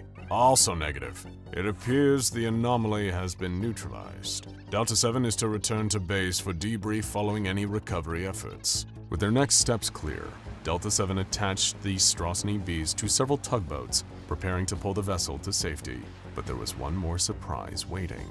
The SCPS Myther began picking up unusual levels of gamma radiation, as well as a sonar contact at a depth of 3 kilometers. They called Command, requesting permission to deploy submersibles for exploration purposes. 1 minute of silence followed, as the Command arrived at a decision. Request denied. Return to base for debriefing. And so, Delta-7 began to evacuate the area once more, steaming in the opposite direction of the battle. Over the next 5 minutes, CCTV cameras on the vessels picked up an unusual sight. As the gamma radiation levels continued to increase, the ocean turbulence also worsened, tossing smaller vessels and nearly causing them to capsize. Then, all of a sudden, the water stilled, and 4 large yellow orbs appeared below the surface, approximately 300 meters from Delta-7. They lingered there for 2 minutes before vanishing. Afterward, a new sonar contact was detected, 5 kilometers deep, directly beneath the task force. Command, we've lost the signal from the previous contact and are no longer detecting gamma radiation. We're detecting new contact 5 kilometers deep, large and metallic. After further deliberation, Command responded. Delta-7, you are authorized to deploy submersibles for exploration purposes. Be advised, should SCP-3700-2 manifest, exploration teams are to be considered lost, and you are to return to base. The consequences of this incident, as well as what else might be lurking down in the depths beneath SCP-3700, are still unknown. Hello, SCP Foundation personnel! Welcome to Cognito Hazards and You, episode Redacted. This video series is intended to teach you about the protocol surrounding the various cognito-hazardous anomalies currently within Foundation containment. When you know better, you do better, and both you and the secrets of our great organization can stay safe. And as anyone familiar with a good cognito hazard can tell you, knowing really can make a difference. Today's episode is about the unique and dangerous SCP-2316. Before we begin, repeat after me, and be sure to speak clearly into the microphone in front of you. I do not recognize the bodies in the water. A little louder, please. Thank you. In order to be educated about the following SCP, you must pass a vocal examination with a cognitive resistance value of no less than 14.5. Through this video presentation, you will need to repeat the phrase to ensure your score does not drop below the approved threshold. In the event that you fail the test, stay calm and remain where you are until medical staff can retrieve you. Remember, safety is a top priority when observing cognito hazards. The safe way is the only way. You're a cog in a very important machine, and we wouldn't want to have to terminate you now, would we? One more time, please. I do not recognize the bodies in the water. Very good. Remember that. You do not recognize them. No matter what you might think you see, your thoughts can be very unreliable when you're around SCP-2316. According to our files on the matter, SCP-2316 refers to an anomalous phenomenon identified in a small-town lake. It appears as a collection of human bodies floating in a group on the surface of the water. The exact number of corpses is unknown, but it has been estimated to be anywhere between 45 and 200. Though the bodies belong to individuals, many researchers theorize that the bodies in the water, which you do not recognize and you have never recognized, share a collective consciousness. They function, it would seem, with a hive mind of sorts. The bodies do not act on their own, but as one. Now, where does the cognito-hazard come into play? It would seem that anyone who looks at the bodies in the water or learns too much about SCP-2316 as a whole begins to believe the corpses floating in the lake are people they recognize. Perhaps they remember their faces from childhood or high school. Whatever the case may be, they become convinced that the bodies in the water are familiar and that they must approach them. No matter how familiar they might seem, however, you do not recognize the bodies in the water. If a person attempts to enter the lake, reaching out to whatever instances of SCP-2316 they think they recognize, more bodies will begin to appear. The more bodies appear, the more familiar faces seem to manifest, and the deeper the person will venture into the lake. Eventually, the person is lost within the sea of bodies, likely drowning beneath the surface, or simply becoming one with the hive mind, until they too are one of the corpses there. None of the individuals who wandered into the lake in search of an old friend or classmate have ever been recovered. There have been no attempts to search the lake for their bodies, as it is unknown what effect SCP-2316 would have on the team assigned to such a task, though we can guess that the outcome would likely be extremely negative for all involved. Those who do venture into the lake simply disappear, never to be seen again. If you look too long at the bodies in the lake, perhaps their faces would surface alongside the rest. But it's best not to think about that. After all, we do not recognize the bodies in the water. Foundation personnel are not allowed to approach SCP-2316 under any circumstances. The lake is only permitted to be observed via dummy probes outfitted with video and audio recording equipment. No one is permitted to observe any footage or audio files collected unless they pass through a screening for resilience to cognito-hazardous anomalies. The lake that holds SCP-2316 has been fenced off and is patrolled by guards with no prior knowledge of or exposure to SCP-2316. Anyone who attempts to approach the lake and break through the boundaries of its quarantine will be seized and taken to Site-33 for examination.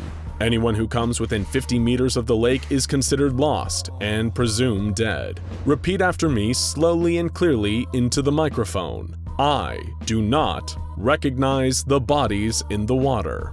Good! I almost believe you. Let's continue. Only one Foundation officer that entered the lake containing SCP-2316 was ever stopped before they could be lost. Their name has been stricken from any official records, and you do not need to know it. Their identity does not matter. What matters is the interview they gave following the incident, conducted by Dr. Harrison in his office. Dr. Harrison asked the anonymous officer if they felt compelled to enter the water by an invisible force, as if pulled in. They rejected this concept entirely, insisting that they entered the water of their own free will. They wanted to see the bodies, who appeared to them as their friends. They wanted to hear what the bodies were saying. Upon entering the water, they saw the faces of their friends. Other faces were unfamiliar, but became more familiar the longer the officer stared at their features. These were faces they had known their entire life, but something about them was just a little bit wrong. It was like the face of someone in a dream, where you can tell they are someone you know, and you can even identify who it is supposed to be, but something about them does not quite look right. Your mind could not perfectly put their face together from memory, even though the feeling of familiarity remains. The faces in the water, peering up through the darkness below, were like those dream-addled memories. The faces in the water did not open their mouths, but somehow they spoke to the officer just the same. They spoke of who they were and asked for help.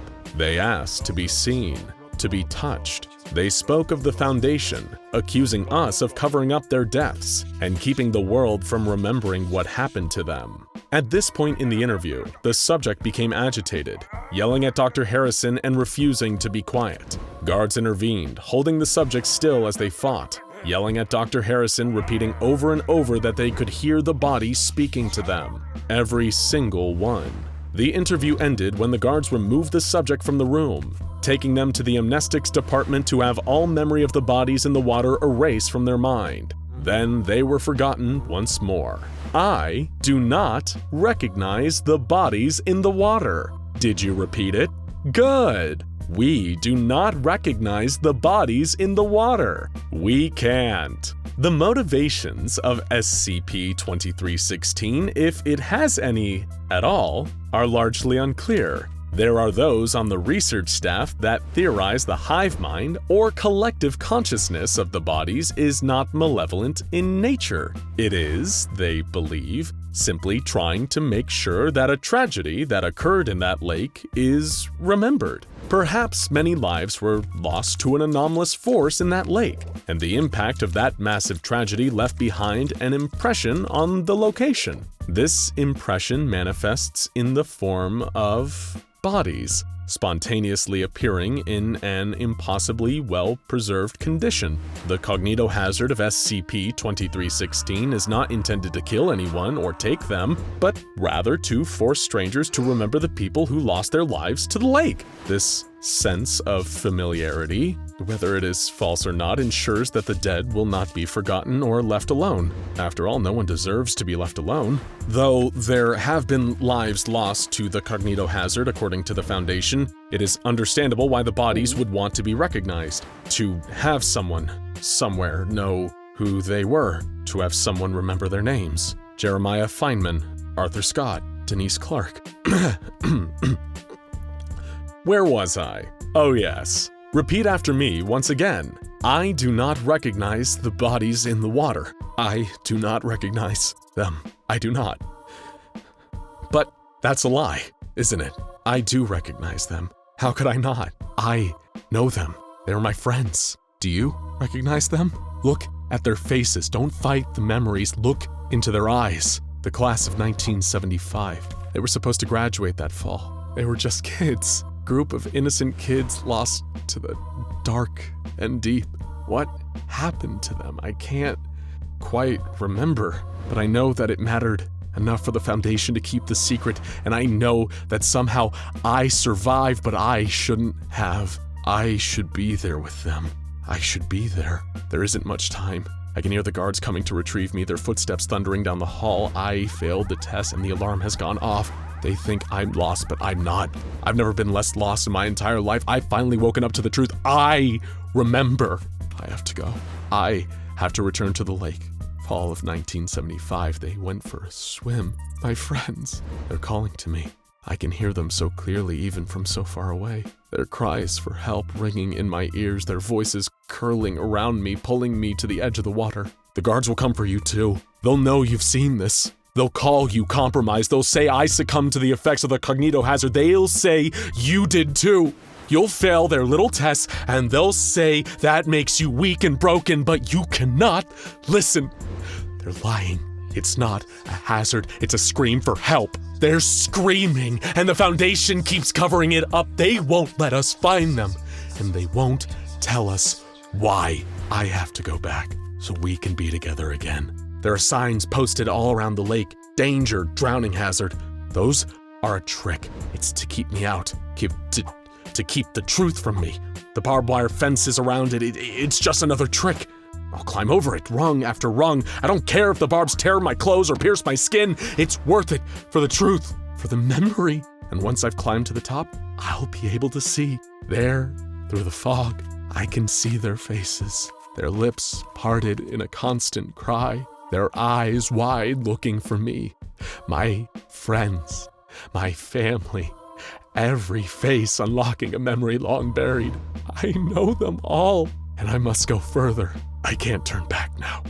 I have to wade into the water, let its chills soak into my clothes down to my bones. One step, then another, deeper and deeper. The water lapping at my ankles, my knees, my thighs. The deeper I go, the more sure I will be that this is where I belong. The water will engulf my chest, my neck, until my feet no longer touch the ground. I will be lost in it, water flooding into my mouth, pouring into every opening. I will let my body sink down, down, down to the bottom, where they've been all this time, nestled in the dirt and the dust. They've been so patient, but it's finally time. They're ready to be remembered, to be seen, to be found. They're waiting for me, and they're waiting for you too. Can you hear them? I'm going now. You have to find me. You have to follow me. Don't let the guards stop you. Don't let them wipe it all away from your mind. Fight, break free, and find the lake. Hop the fence, make your way into the water. You can't leave me there to fade away, floating in the cold with the rest. Can you hear us? We're waiting. Jack was swimming deep underwater, wondering why he had such a pounding headache when suddenly he had a terrifying realization. He had no idea where he was or what he was doing. There was a nagging feeling that he must have a specific reason to be here. You don't just end up deep in the ocean with a diving suit on by chance. Yet he had no idea what he was supposed to be doing. He wasn't sure he cared either. He was more worried about the throbbing pain in his head and the vision of two eyes staring at him out of the dark that he couldn't get out of his mind. His heart began to race as he wondered what to do and how to get help. He was in the middle of the ocean and appeared to be all alone. He couldn't see anything in the dark water except for this weird gray substance in front of him. Maybe he was gonna die here alone. Without knowing if anyone could even hear him, he began to speak aloud about how he was consumed by sickness and that darkness was all around him. This is the story of one of the most powerful and dangerous anomalies yet discovered, SCP-3000. Before Jack's descent into despair, the SCP Foundation had mandated an exploratory expedition off the coast of Bangladesh. After receiving a few strange reports from locals and fishermen, the Foundation suspected an SCP was lurking in the water and positioned a few personnel to investigate. The crew expected danger, or maybe even death. But what they got instead was far stranger and more ominous. All of the men had been verified to be in sound mental states when the mission set out, but a few of them reported feeling strange and uneasy as the submarine descended into the ocean. Before long, a veteran agent named Dr. Williams began to panic in a way that was completely out of character. He started sweating profusely, shaking, and wouldn't listen to a word of comfort or reason that anybody tried to offer. It might seem like a relatively normal reaction for anyone descending into the depths of the ocean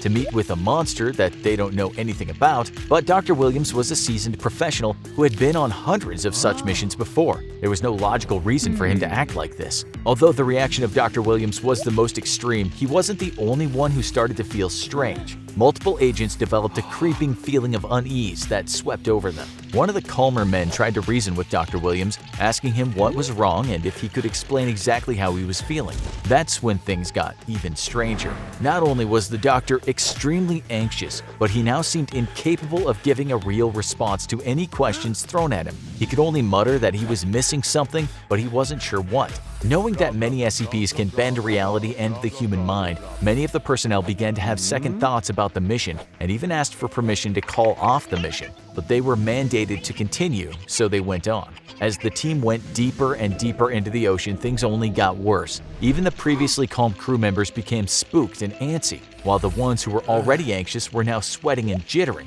As for Dr. Williams, he was now pacing back and forth around the submarine, saying things nobody could understand. Every time he looked at his colleagues and his close friends, he seemed to stare straight through them and would call them by the wrong names. It was as if his mind had moved to a different dimension. Whenever someone asked him to perform his normal duties, he looked more confused than ever. Still, the team went deeper. Dr. Williams began to whimper and say the word no repeatedly, growing louder and louder until he was screaming, and the others were forced to sedate him. Just then, something came into view. It was what would come to be known as SCP-3000. The thing was huge, so huge that its whole body couldn't be seen out of the submarine window. It was a horrible eel-looking creature with a head as big as a town and haunting eyes that lit up the black ocean around it. But perhaps the strangest part was this giant eel seemed to be producing a weird gray liquid. Even the sedative wasn't enough to keep Dr. Williams calm anymore. There was a strange blank look in his eyes as if the light and life had left him, and he just began screaming no repeatedly again and wouldn't respond to any attempts to calm him down. Not that anyone else was very capable of calming him down at this point. Even the crew members that had been holding up well were starting to act strangely, and nobody could get the image of these ominous eyes out of their heads. Then things went from bad to worse. Williams began screaming and shouting madly as if he was being tortured by an unseen force. The men tried to restrain him, but it was no use. He began smashing his head against the submarine window until it cracked, putting the whole mission and everyone's life at risk. He fell to the ground injured, chanting that there was nothing, whatever that meant. It was an emergency scenario. They began applying first aid to Williams as the submarine ascended to the surface as quickly as possible before the pressure of the ocean caused the cracked window to explode. By the time they reached the surface, Williams was dead. But there was something even more chilling than the circumstances of his death. Every single man who had been in that submarine experienced the same thing on the days that came afterward. The image of the eel-like creature's eyes seemed burned in their minds permanently. It would haunt their waking hours for the rest of their lives, and sleep was no escape either, as they would appear in both their dreams and nightmares alike forever. A second mission had to be sent to gather more information about the strange beast. Already, there were many theories and question marks surrounding SCP-3000. How big was it really? Was it sentient? What was the liquid for? None of the men who had been on the previous mission were willing to return to the waters, but a new group of brave recruits volunteered. They were about to find out what so many in history have learned the hard way, that bravery and foolishness are often mistaken for the same thing. This time, the mission would not be in a submarine, but in dive suits, in order to observe the anomaly in even closer detail, and to eliminate the chance of one team member self-sabotaging the submarine, killing them all. They were transported to the location by boat, and the three men splashed into the ocean. They descended, and at first everything was going well. In case anything went wrong, the three of them were tethered together for extra security. But the deeper into the ocean they swam, and the closer they got to SCP-3000's location they got, the stranger things became, just like on the last mission.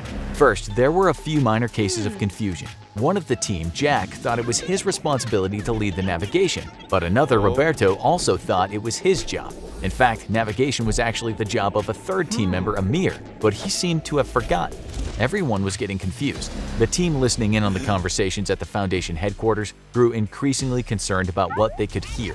Was everyone losing their minds? Hopefully, nobody was about to pull another Dr. Williams on them. Still, the project leads couldn't afford to tell the men to come back to the surface. The Foundation badly needed any information they could get on this SCP, whatever the cost, so they told the men to press on. Things only got worse. Roberto was asking to speak to a colleague who passed away 2 years ago, while the others began to mutter indistinguishable phrases about eyes and darkness, not too dissimilar to the ramblings of Dr. Williams. It increasingly began to look like a suicide mission. Then, there was silence. What was going on? Each of the men had completely lost it, to the point that they cut the tether that was holding them together. All alone, Jack couldn't remember where he was or why he was here. He desperately looked around to try and gauge his surroundings, but he could only see darkness. All he could think about was a pair of large eyes and an overwhelming fear of despair and anxiety, and this weird gray fluid that was now floating in front of him. The Foundation listened as Jack started reciting a creepy speech about being on the edge of nothing, inches from oblivion,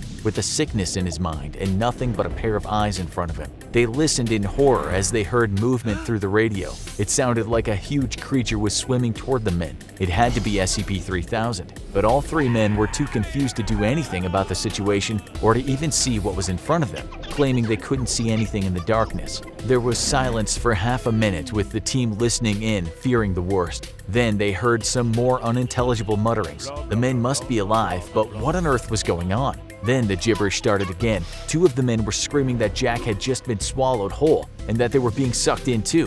Why couldn't they just swim away? It was chaos. But then a few moments later, Roberto spoke into the radio, saying he was floating alone in the middle of the ocean and had now moved away from the eyes of SCP-3000. He finally seemed capable of forming coherent thoughts and speech. After what had just happened, Roberto now had a theory. He thought that somehow it was impossible to think straight around SCP-3000. When he'd been close enough to see the eyes, Roberto had felt a throbbing pain in his brain and been unable to think about anything. Perhaps it was something to do with that mysterious gray liquid. Even more slime was coming out of SCP-3000 now, and Roberto was determined to get a sample despite the warnings from HQ. In one final burst of motivation, he swam close enough to take some of the gray liquid and put it in a special sample collection unit that was designed to float to the surface for collection later. He had acquired some very important data, but he seemed to have lost all hope of preserving his life. Roberto started telling the team over the radio that he was dying and that his heart rate was too high, but cautioned that it would be too dangerous for anyone to try and rescue him. The personnel continued to try and communicate with Roberto to figure out what was going on, but his words had stopped making any sense until finally he went quiet. Minutes turned into hours, hours into days, and still there was no sign of Roberto or the rest of the divers. After 3 days, his radio, which had only been sending a steady stream of static, finally stopped working altogether and he was presumed dead. However, the sample Roberto had collected had survived and made it to the hands of the Foundation researchers. It turned out to be a viscous substance now known as Y909, a chemical compound and extremely strong anesthesia. Y909 causes head pain, paranoia, fear, panic, memory loss, and confusion, explaining what happened to Dr. Williams and the diving trio. The collection of Y909 might have resulted in 2 disastrous missions, but there's a silver lining as the substance ended up becoming an invaluable tool for the SCP Foundation. Its ability to make people forget what had just happened to them can be used to eliminate knowledge of threatening SCPs among the public. It also helps the Foundation staff cope with the traumatic experiences they encounter on their missions. Although other amnestics can be used for the same purpose, none are as powerful as the one produced by SCP-3000. Before its discovery, the amnestics used would break down too quickly, not fare well in storage, or cause undesirable side effects. The only problem is the method of sourcing. The only way to obtain Y909 is somewhat ethically questionable for most people. SCP-3000 produces Y909 after eating, so the best way to stock up on it is by feeding the creature. Sedated, D-Class personnel from the Foundation are sent on missions supposedly to observe the anomaly up close, unaware that this mission is one way only. Other divers are then sent later to collect the fluid from a safe distance and store it. Of course, it's all for the greater good of humanity. Now, the Foundation protects SCP-3000 as best as it can guard something hundreds of kilometers long. The area is carefully patrolled, and members of the public are not allowed to enter the part of the bay where it resides. Anybody who accidentally comes into contact is contained. Eventually, another pair of Foundation doctors went down in a submarine to try and learn more about SCP-3000. One became so affected by Y909 that he began hallucinating. He started talking about Anantashesha, the king of serpents in Hinduism. Anantashesha is believed to be all that will be left after the end of the world because it exists throughout all of time simultaneously. The doctor said he believed that this was in fact Anantashesha, that SCP-3000 simply shows us that eventually everyone dies and fades into the darkness of oblivion, right before he exited the submarine and swam right into his mouth. Luckily for now, SCP-3000 seems to be in a sort of hibernation state. It rarely moves and it doesn't hunt, although it will eat when fed. But no one knows when or if it'll wake, or what it's capable of if it does. Will it destroy the world, or simply drive us all insane? The ocean is a terrifying place. We've all heard the statistics. More than 80% of the ocean remains unexplored. That's most of the water covering the globe, completely unmapped and unobserved by science. It's a scary thought to dwell on, realizing that there's more water than land on Earth, and the sheer expanse of that water is so large that we've been unable to fully explore all of it. Just think, there are places in the ocean that have never been seen by a human. Who knows what's down there? If there was ever a personification of fear of the unknown, the ocean could definitely be it. Ancient shipwrecks sunk to the ocean floor, unknown sea creatures hiding away from humanity, and the general isolation of the suffocating dark blue the ocean swallows its victims with. All of these images that come to mind when thinking about the vast and mysterious depths of the sea. And no one is more familiar with nautical mysteries than the SCP Foundation. Today we'll be taking a look at SCP-5007, the Bass Strait, a wave of oceanic anomalies fit to make any seasoned sailor shiver in fear. The Bass Strait is an area of ocean dividing Tasmania and the Australian mainland. It's also the location of an unusually high amount of disappearances. Sailors disappearing from their ships, fishermen leaving in the night and never coming back, even civilians disappearing from the shores that connect to the strait. The Foundation was aware of these disappearances since 1858, but were only able to craft theories about what was causing them. Was it an anomalous group of interest? Hostile aerial entities patrolling the skies above the Strait? Phenomenon associated with unidentified flying objects? What about subterranean anomalies, weather patterns, or time dilation? For nearly a century, the Foundation was unable to determine the cause of the high number of disappearances in the Bass Strait. And then the phenomenon suddenly revealed itself. In 1980, on a beach connected to the Strait, Agent Taberner, an operative of the SCP Foundation, was vacationing with his wife Mary and his 3 young children. The Taberner family was simply enjoying their day when they saw what looked like balloons in the sky. They were approaching quickly, and naturally the family moved closer. What happened next was a whirlwind, and those balloons the family were so interested in lifted them up from the ground and carried them away.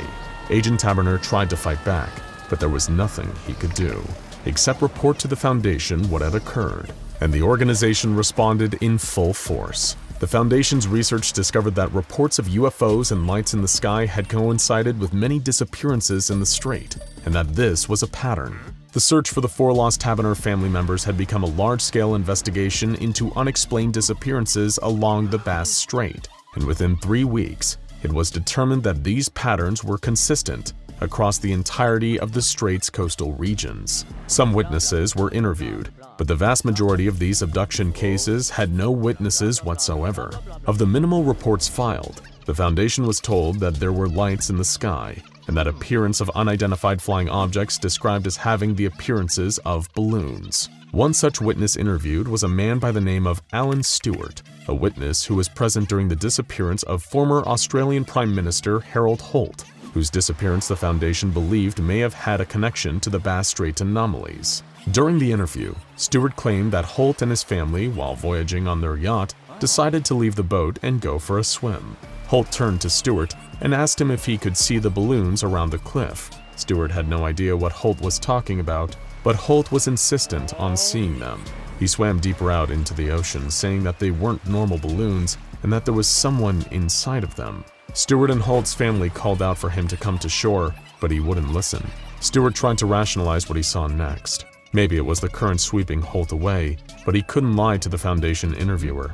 Stewart saw Holt go further and further out into the water, and suddenly the Prime Minister turned around. He began swimming in the opposite direction, and he was screaming. Suddenly, Holt was lifted from the sea and pulled into the air by something emerging from the clouds. The Foundation thanked Stewart for the interview and continued their investigation. 2 years later, in 1982, emergency services received a large number of calls pertaining to UFO sightings off the coast of Norman Bay, Victoria. The Foundation was quick to respond, alerting task forces and local sites to prepare for an investigation. Upon arriving to the scene, they confirmed the existence of multiple entities that would later be documented as SCP-5007.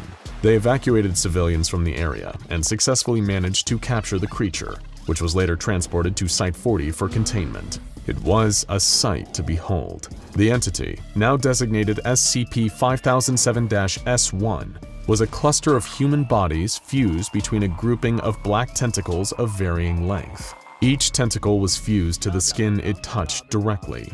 The stomachs of the corpses were grossly swollen and distorted to massive sizes to hold large quantities of gases inside, the buoyancy of which the entity used to achieve a passive flight. Across the entity's surface were clusters of eyes and bioluminescent glowing organs. Many of the humanoid components of the corpses appeared to have been removed and misplaced across various parts of the entity's body. What's more is that the Foundation discovered that human portions of SCP-5007 appeared somewhat cognizant and aware of their situation. Their vocalizations were incoherent and barely understandable, consisting of gasping and whimpering, but the corpses were observed to implore other individuals to approach them when encountered.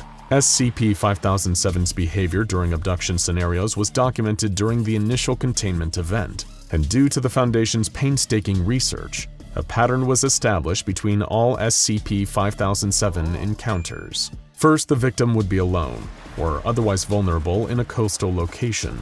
SCP-5007 haven't shown a preference for weather, be they clear or hostile skies, but they have localized all of their activity to the Bass Strait. in small coastal towns, beaches, or boats. SCP-5007 will then move towards the shore, stalking the victim before lowering its tentacles and appendages to grab the individual, snatching them into the sky. An SCP-5007 instance can even abduct multiple people at once. One event observed had 8 men from the decks of a commercial fishing boat taken into the sky in under 15 seconds. Once captured, SCP-5007 instances will dart across the water at a high speed and take their victims to an unknown location. Discovering where SCP-5007 took their victims became a top priority for the Foundation. After extensive witness interviews and compiling a database of likely victims, they determined that there must be at least 16 instances of SCP-5007 unaccounted for. Personnel kept a close watch on the coastlines and waters of the Bass Strait, and equipped various marine task forces with research vessels capable of tracking any instances if they encountered them. In 1985, the Foundation's research efforts paid off, and several survey teams operating in the area reported a sighting of an extremely large SCP-5007 instance heading towards a coastal town. A mobile task force was sent to track the entity. The team observed the entity from afar as it stalked a private fishing boat. Even from the distance, Foundation personnel recognized the likenesses of several missing persons as faces of the corpses of SCP-5007. The task force captain had to remind his team to keep it together, claiming that they were not people, but just parts of the specimen. But everyone secretly knew the truth. The fishing vessel was a private one, occupied by a small family. The entity slowly approached and quickly pulled a woman into the air. The family panicked and quickly tried to reach cover for safety, running into the ship's cabin. The entity ran its tentacles along the boat until it pulled the door open, snatching another 2 victims. The task force was unable to help them, as their mission was to track the instance to its origin point. It was a horror to watch. The task force implanted a tracking beacon onto the entity and quietly followed it out to sea over the next 4 hours. They then discovered a large gray reef with several shipwrecks dotted across it. 13 SCP-5007 instances floated over the area, some holding on to the land reef with their tentacles. The entity dropped the abductees from the fishing boat, who were coerced by the entities into diving into a massive pool of water located in the center of the reef. One by one, each abductee was pulled below the surface by something lurking in the pool, all while the SCP-5007 instances watched. Disgusted, the task force reported what they observed to the main site, and the reef would be designated as SCP-5007-A. The Foundation's analysis of the reef led to the discovery that the rock covering it seeped iron oxide from an unknown source, and the rocks achieved growth at an anomalously fast rate, often as little as 40 minutes. All of the wrecked ships and aircraft that washed across the shore of the reef were covered with a dark stone. The reef was teeming with anomalous marine life, including SCP-5007, a red algae that fed upon the freshly grown rock, marine worms capable of levitation, spiders that lived in silk retreats underneath the waterline, small fish, and giant organisms resembling large clumps of kelp, which the Foundation had previously documented as SCP-4159 in a separate investigation. SCP-5007 often rested their tentacles on the outcroppings of the reef while inactive, but what caught the Foundation's attention the most was the giant pit located in the reef's center. Unmanned exploration drones found that it had a depth of at least 4,000 meters, and water samples taken from the pit revealed large quantities of human DNA, prehistoric bacteria, and unknown compounds that possess significant life-preserving qualities. When a being was submerged in the compound, they were able to survive heavy injuries, even when fully surrounded by the liquid and unable to breathe. The Foundation's exploration of one of these shipwrecks led them to a journal. Most of it was illegible due to water damage, but one passage survived, located in the back of the book. It detailed the experience of an unknown crew member of the ship caught in a storm.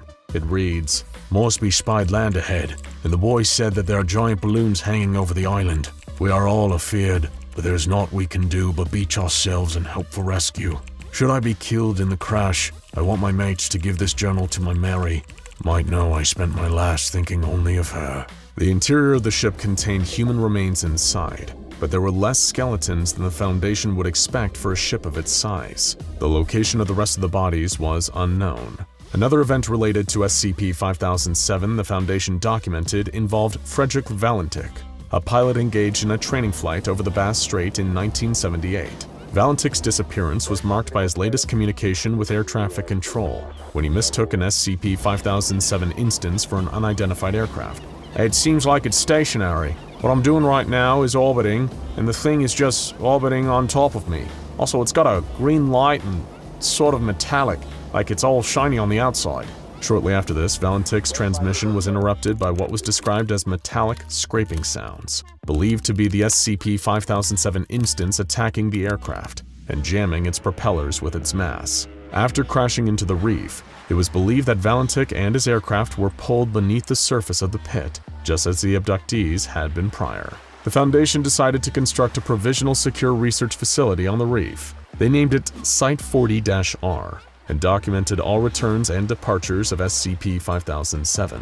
They also set up a series of containment procedures that resulted in SCP-5007 returning with its victims 83% less often than before the site's construction. But this was short-lived. In 2008, the site logged over 36 instances returning to the reef, with only 2 not having any fresh abductees. The instances' origins were unknown, and it was as if they appeared out of thin air. No other monitoring post had documented their appearance, or even spotted them before they arrived at the reef. It was years later, in 2017, that the Foundation eventually was able to successfully explore what was deep inside the pit at the center of the reef. They already knew that there was a large entity lurking beneath, as evidenced by what happened to the victims of SCP-5007 that were later deposited inside the pool. All previous attempts to explore the pool were met with failure, as the water pressure of the pit's depths caused all craft to collapse due to hull damage. This time, however, they managed to construct a high-tech submarine, labeled the SCP-S Nautilus, which was capable of diving a maximum of 13,500 meters underwater. They decided that a D-Class personnel would be trained to man the submersible and carry out the exploration. The mission was simple. The Nautilus was to dive to the bottom of the pit and to describe the depth readings. Cameras and microphones were equipped to the vessel. Due to the depth, remote viewing of the footage was impossible. Instead, the Foundation had to physically recollect the vessel in order to view the footage. Upon recovery, some of the footage suffered data corruption, but what was there shook those who viewed it to their core. The footage showed the D-Class's experience going deeper inside the pit. At first, it seemed ordinary. The trench had a number of rocky outcroppings dotted with black-yellow vines growing along the walls. Also present were various marine life forms, such as the spiders or the fish. Going deeper, the sub observed an SCP-5007 instance clinging to an outcropping. Several tendrils emerging from the pit's depths were wrapped around the instance and holding on to the entity, as if it were feeding from it. Another 16 SCP-5007 instances were seen resting along the walls, each clinging to the outcropping. As the sub went deeper, the D-Class remarked that there were dozens of plane and shipwrecks, but also well over 100 SCP-5007 entities. Most of them were held there by the black tendrils. The D-Class, as the sub went even deeper, began noticing human remains. No short amount of them either.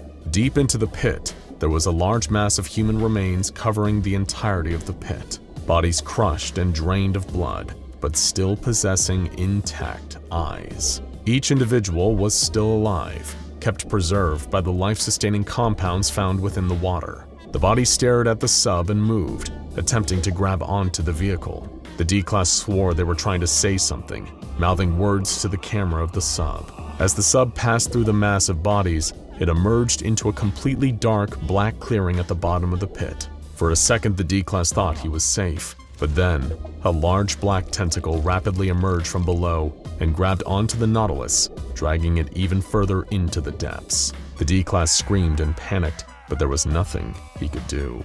The tentacle possessed a large cluster of eyes, mouths, and human heads seemingly grafted onto its mass.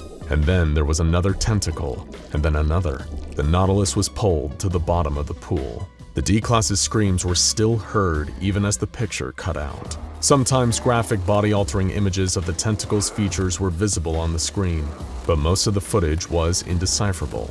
After minutes of distorted, corrupted footage, the Nautilus was seen again, rapidly ascending to the surface. Somehow it had managed to escape the entity at the bottom of the pit. Upon recovery of the craft, it was found that the Nautilus was covered in a thick organic coating similar to a black slime mold, but with dozens of eyes growing from it. The D-Class inside showed severe psychological damage and attempted to harm Foundation personnel. They were terminated shortly after due to being a danger to those around them.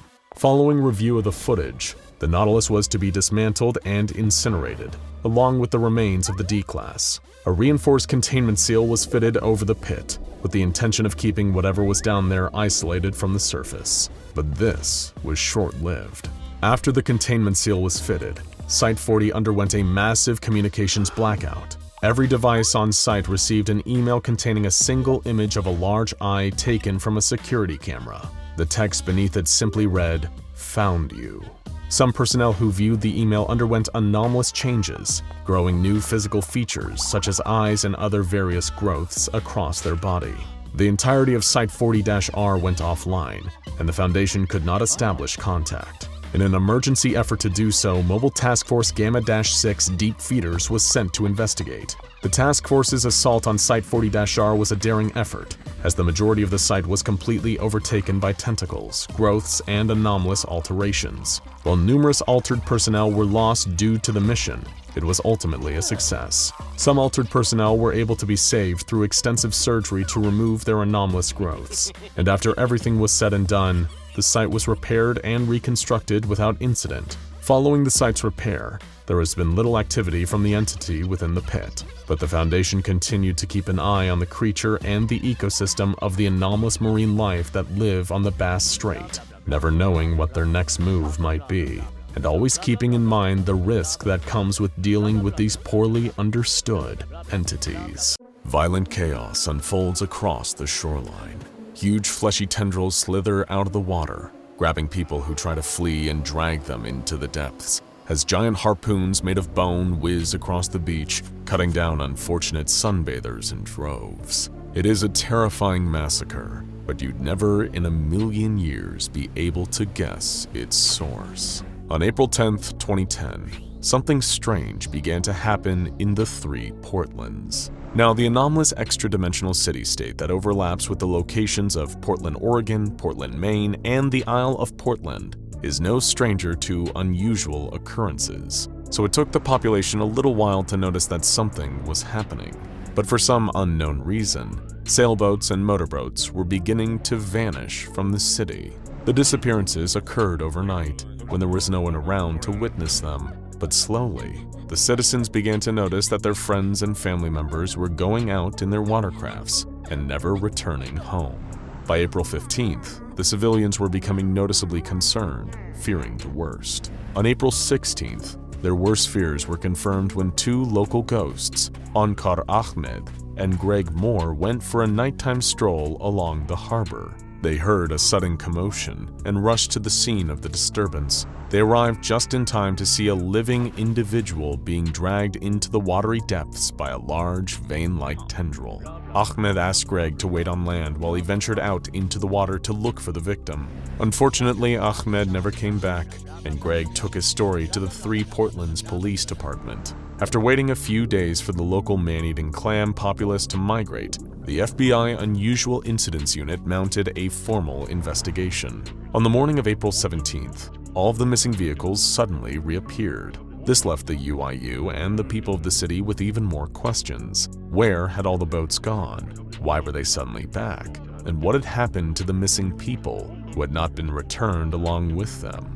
On April 19th, UIU agents dove into the harbor to search for any unusual activity, and while they didn't spot anything especially strange, they did discover that there were fewer animals in the harbor than usual. On April 21st, the threat that had been preying on the citizens of Three Portlands actually made itself known. At 11:19 a.m., 17 boats moved away from the docks on their own, drifting up onto shore, though no one could be seen captaining any of them. As the boats lined up, they began to form a wall blocking access to the water. No one could get in or out. Civilians watched in shock as the boats began to warp and change before their eyes, growing thick masses of scales on their surfaces, sprouting harpoon guns that fired bony projectiles, and slashing veiny tendrils at anyone within reach. The citizens began to panic, running in every direction in an attempt to escape the monstrous boats. But they were too slow to evade the attacks, and the boats snatched them off of the shore and yanked them aboard, using their harpoons to impale those who managed to run farther than the tendrils could stretch. As the army of fleshy boats closed in around the shore, a tugboat broke through the surface of the water. Unlike the rest of the boats, it had a noticeable hole in its hull and was missing its wheelhouse. At an unnaturally quick pace, the tugboat began to advance onto land, using its tendrils to drag itself along the shore and into the more populous part of town. It grabbed civilians at random, absorbing their blood into its metallic surface as it went. Suddenly, it spotted Albert Izzat, a noted member of the Church of the Broken God, and began to focus its attack on him. But before the tugboat monster could reach Izzat, a city security golem interfered. Sadly, though the golem put up a valiant fight, the anomaly was able to destroy it by falling onto it again and again until the golem was no longer able to get back up.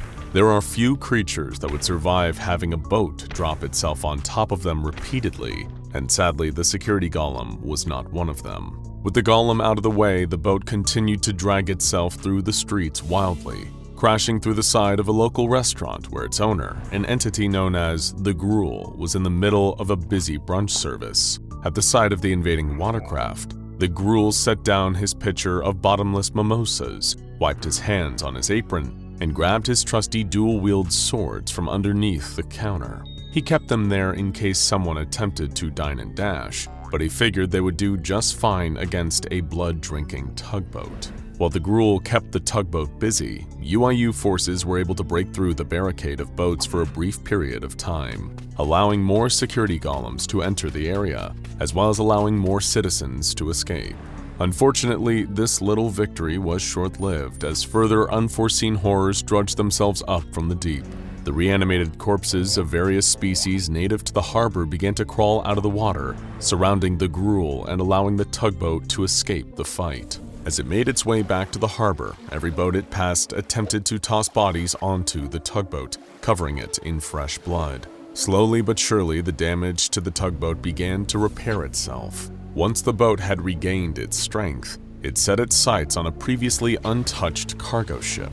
An observing UIU officer determined that the boat was somehow attempting to convert the cargo ship to transform it into another one of its fleshy allies. But before the transformation could take place, a cargo crate broke open, spilling over 1,000 hardtack crackers. Suddenly, the tugboat stopped everything that it was doing. It took one tendril and began to count each individual cracker that had spilled out. While the tugboat was distracted with its task, a citizen offered the UIU use of their rare metals cannonball collection in the fight to apprehend the aggressive boat. One particular cannonball, made from electrum, was able to puncture the hull of one of the infected ships, rendering it motionless. They were elated to have found a weapon that worked against these boats. While the tugboat continued to count, the remaining townspeople gathered all of the electrum they could find and began to fight back against the boats. One by one, the boats sank, and all the while the tugboat continued to count. In the meantime, UIU officers managed to free the Gruel from his zombie attackers. They presented him with an electrum cannonball, which he proceeded to punch finger holes into and wield like a bowling ball. Then the Gruel had a score to settle. No one, whether human, ghost, or tugboat, was going to mess with his brunch. The Gruel barreled towards the harbor, grabbed hold of the still distracted tugboat, and punched it hard with his cannonball fist. If the tugboat could breathe, the punch would have knocked the air out of its lungs. The Gruel then threw the tugboat out of the water and continued the savage beating before preparing to destroy the battered vehicle once and for all. He lifted it up into the air, jumped up to follow it, and hit it with so much force that the tugboat careened through the air, colliding with a portal that had transported it to the Isle of Portland. Luckily, this portal could only be unlocked via a high-speed impact from a water-based vehicle. Speaking of luck, an SCP Foundation team was returning to the Isle from a failed mission just as the anomalous boat appeared in their reality. The object was knocked unconscious by the impact of its travel and the beating from the Gruel, and in its incapacitated state, it was transported to a nearby Foundation site. There it was contained and given the designation of SCP-6426. Due to its anomalous traits, including the consumption of blood, a talent for hypnosis, and a compulsive counting habit, it was also given the nickname the Vampire Boat. SCP-6426 is a Keter-class sapient hostile entity that, in an inactive state, bears the appearance of a harbor tugboat in a constant state of rust and degradation. Any blood or organs containing blood that come into contact with the boat will be absorbed through the metal, causing the degradation to visibly improve as a result. The most effective blood appears to come from humans, cetaceans, and a few specific species of cetaceans.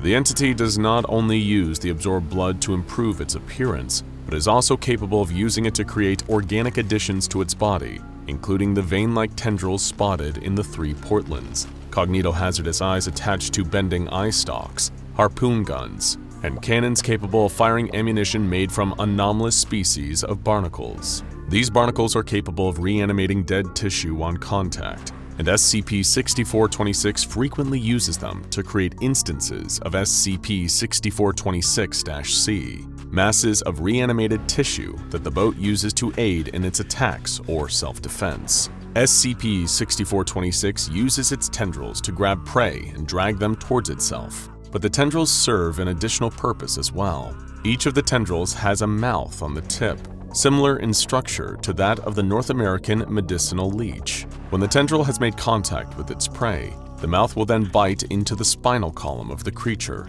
causing its brain function to cease as its canines grow long and hollow, hard scales form on their skin, and their muscle mass and bone density increase. Once they have been transformed in this way, organisms taken by SCP-6426 are designated SCP-6426-A.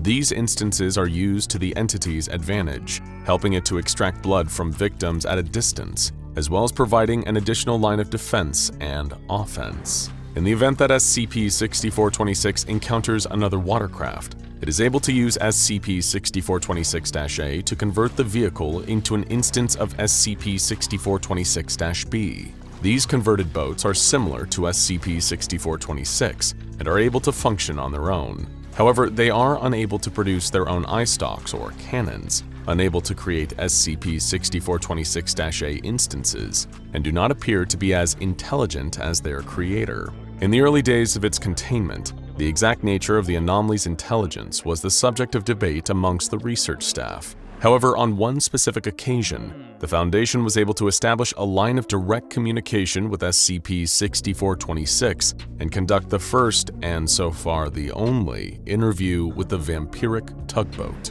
The inciting incident occurred when the arrival of the Foundation's latest hardtack shipment was delayed, leaving the boat with nothing to count and nothing to keep it occupied. Freed from the bounds of counting, it managed to escape and grab hold of several Foundation staff members with its tendrils. After chasing the boat through the site, guards were able to corner it, prompting the boat to absorb the bodies it had taken and use the organic material to produce a siren that emitted the sound of a human voice. It is through this siren that SCP-6426 responded to interview questions, using the voice of one of its victims. Junior researcher Sajad Williamson, in spite of his protests, was selected to conduct the interview. His fellow staff members refused to take no for an answer, and as the newest hire, the unpleasant job fell on his shoulders. Much to everyone's surprise, the anomaly began the conversation rather politely, saying, "I am so sorry. I thought you were those self-righteous lunatics from the church. I apologize profusely for any trouble I may have caused, and I want to point out I fully support your mission. Yes, our first line of defense against the undersea menace. I am more than willing to punch sharks. Salacians, yes, right. How rude of me, yes." Dr. Williamson's first question concerned SCP-6426's apparent intended victim back in 3 Portlands, Albert Izzat. SCP-6426 responded, "Albert? His first name is really Albert." "Well, what other relationship is there to say besides the hunter and the hunted? Admiral Izzat is a ruthless man, known for terrorizing and slaughtering people like me. He was leading a search party of those barbaric notophiles, intending to gut me like a seal." "What do you mean, people like you?" Dr. Williamson inquired. "Free thinkers, of course. people who are unafraid to break from the mold to carve their own path in life instead of following the predetermined route set by that ignorant check valve. The church is built upon a foundation of lies. No one's really a petty officer on this ship. We're all just cabin boys, stumbling around in the dark as we follow the commands of an offhand COB.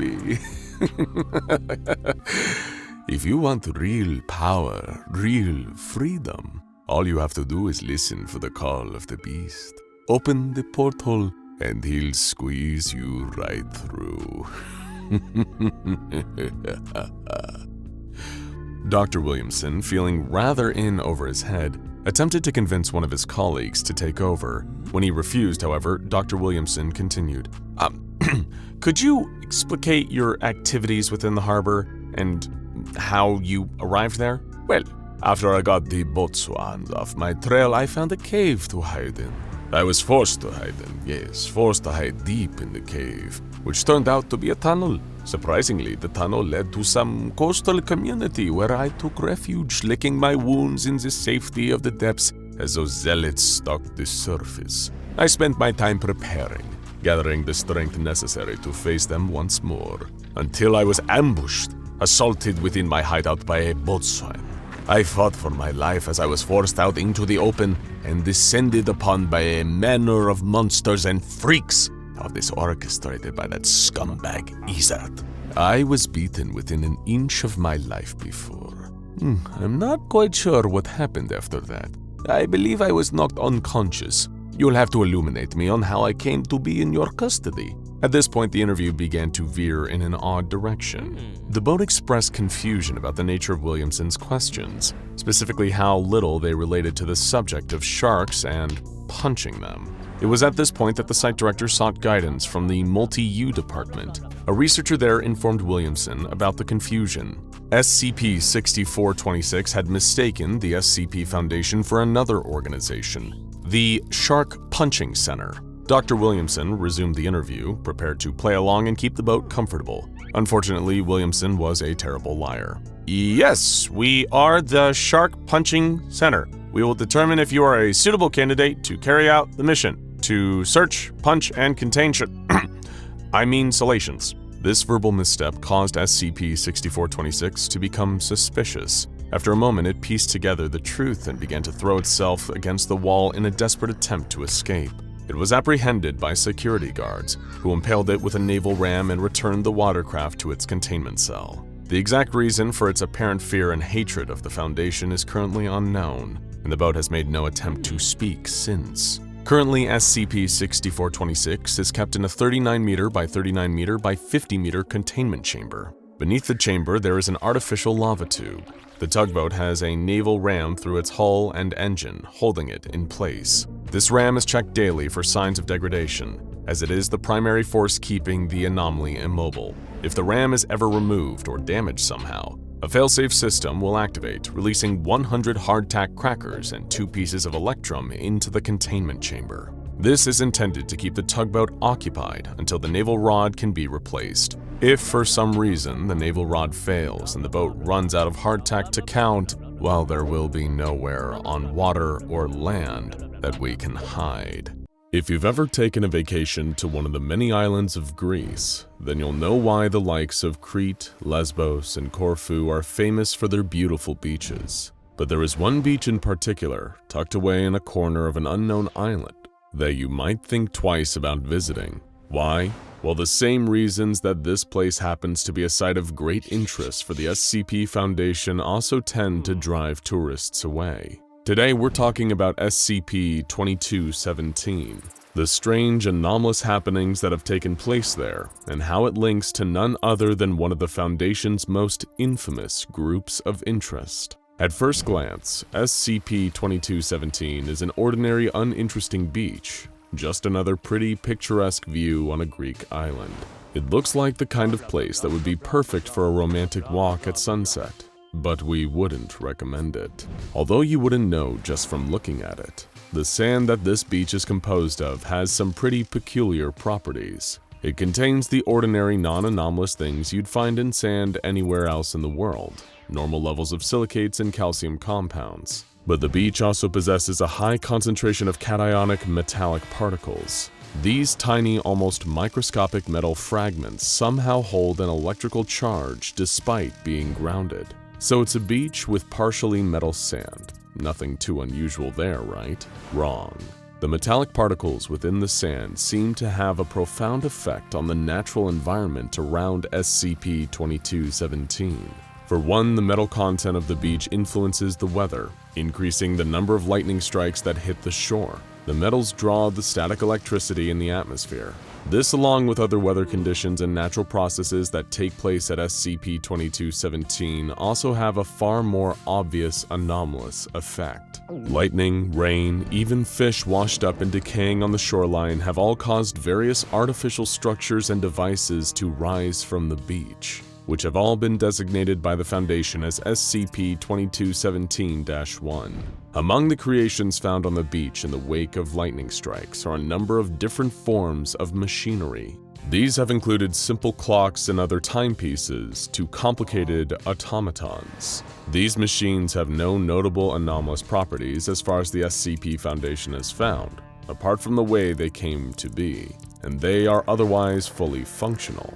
Also discovered at SCP-2217 was jewelry, seeming to be made of discarded waste that washed up on the beach in the tide, resembling bears and other recurring motifs of a certain religion. These articles of jewelry have been made using everything from old light bulbs to hulls of ships and even fish and animal bones. Most notably, however, was the appearance of a city, or rather a model of a city that was created at the beach and was then referred to as SCP-2217-A1. There is a cliff located on SCP-2217, and if one is to swim through an underwater entrance, they will find themselves inside a grotto. There, somehow carved by tidal erosion of the rock, is a recreation of an ancient Greek city, although the geographical features of the model seem to resemble an area near Lake Baikal in southern Siberia. The city bears more of the same religious iconography to the jewelry that can often be found on the beach. But which religion? The same one that considers SCP-2217 to be a site of holy importance, the Church of the Broken God. Now, some important context to make note of. For any who are unaware, the Church of the Broken God is a religious organization that the SCP Foundation has had a number of encounters with over the years. Members of the church share in their belief that biological, flesh-based life is inherently wrong, an abomination, even evil. This religion worships mechanization, the process of making something or someone more mechanical in nature. According to the beliefs of the church, there were two gods, Yaldabaoth and Mekhane, who created humanity together. Yaldabaoth was the god of flesh and animal instinct, granting human bodies. Meanwhile, the god of machine and intellect, Mekhane, blessed man with the power of free thought. As humankind developed its civilizations by building machines, Yaldabaoth became enraged that they were ignoring the instincts she had bestowed upon them. She endeavored to destroy the creations of man in an attempt to revert them to the animals she had intended them to be. As the church's legend goes, Mekhane acted as humanity's savior and tried desperately to stop Yaldabaoth. The god of machine shattered himself, transforming his body into a number of pieces to form a cage for his fellow god. Fragments of Mekhane rained down on planet Earth. Now, the Church of the Broken God believes it is their duty to recover these missing parts and put their savior back together. Within the religion of the Church of the Broken God, there exists a splinter faction that broke away from the main church. This group, referred to as the Broken Church, are the ones that regard SCP-2217 so highly, considering it to be a holy site. According to a piece of scripture from their religion, the Broken Church believes the beach to be Mekhane's workshop.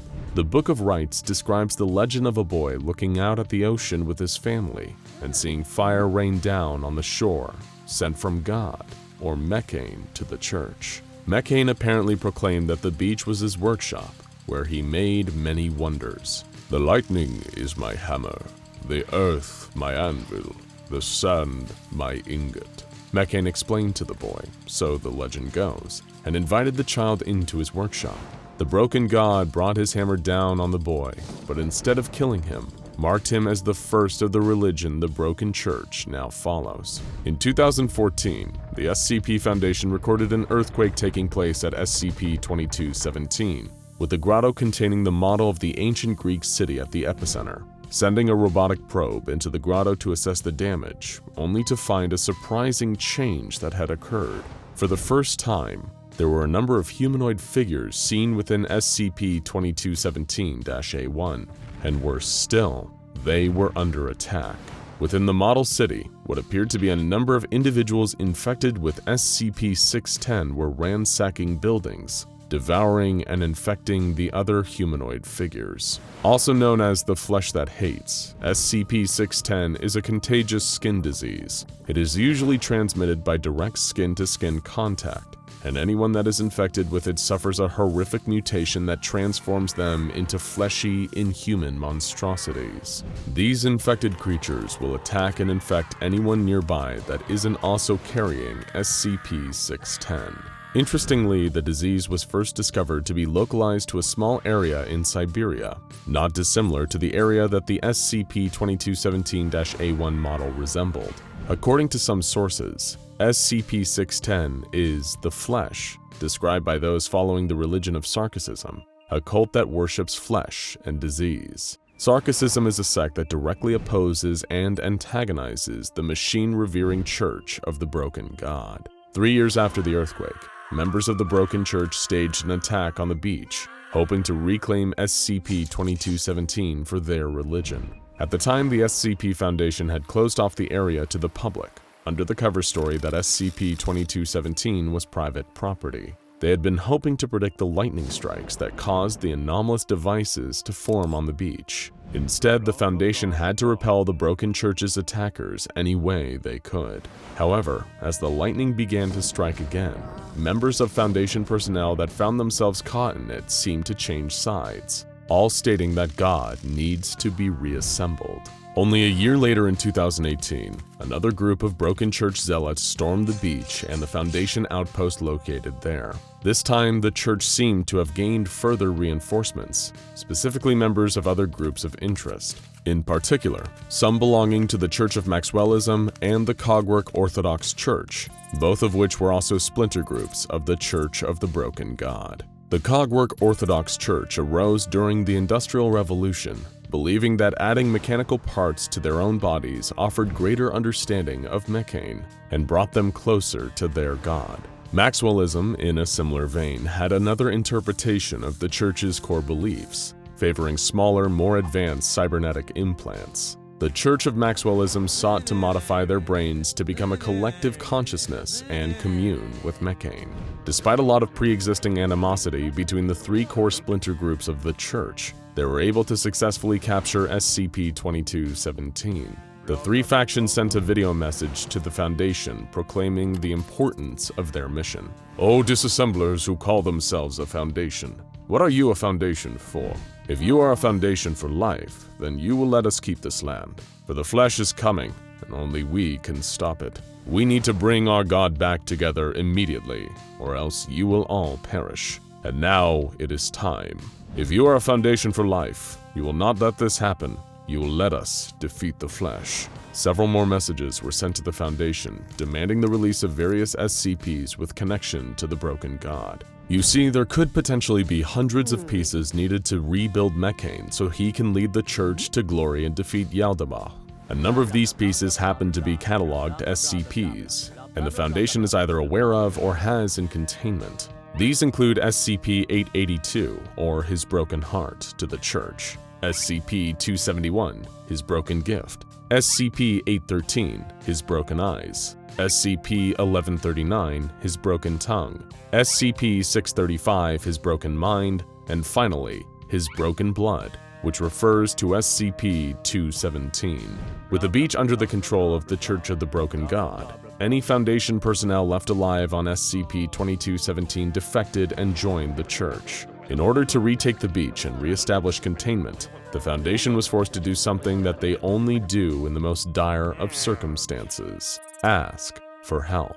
Together with the Horizon Initiative and Global Occult Coalition, the SCP Foundation established what it called the Triumvirate, a joint task force. In 2019, another earthquake was detected, this time in Lake Baikal, Siberia, where SCP-610 was contained. Not long after, infected individuals were reported to be attacking Foundation forces in the area, causing heavy casualties. But then an unlikely event took place. Members of the Church of the Broken God appeared, their bodies augmented with machinery. These zealots that had fought the Foundation for control of SCP-2217 were now coming to its aid to repel SCP-610. According to them, God, or rather Mechane, had told them to come to assist the Foundation. Using a large-scale electrical discharge, instances of the SCP-610 contagion were eradicated, but this discharge seemed to have originated from the same island where SCP-2217 was found. Following this incident, Robert Brumero, the leader of the Broken Church, sent a video message to the leaders of the Triumvirate, including the O5 Council, the director of the Global Occult Coalition, and the Horizon Initiative's Tribunal. In his message, Brumero stated, "It's not too late, you know. This is our world as well. We both want the flesh to end, and we can help you. We can help each other. Come to the Anvil. We will talk, and we can save this world." The Church of the Broken God, its splinter groups uniting to take SCP-2217 for their religion, were now extending an olive branch to the Foundation and its allies, all in the name of protecting the world. Shortly after, the Foundation, Global Occult Coalition, and Horizon Initiative began working collaboratively with the Church of the Broken God to prepare for an XK-class scenario, retaking control of the SCP-2217 beach for now. The Foundation intends to revoke this current arrangement after the dangerous scenario has been averted, but perhaps Mechane's workshop will provide vital in reassembling the Broken God and saving humanity should Yaldabaoth ever return to exact her terrible revenge. Now go check out SCP-001 The Broken God or Boros Cycle and SCP-5094 Miss J's WizKid Schoolhouse for more technological SCPs.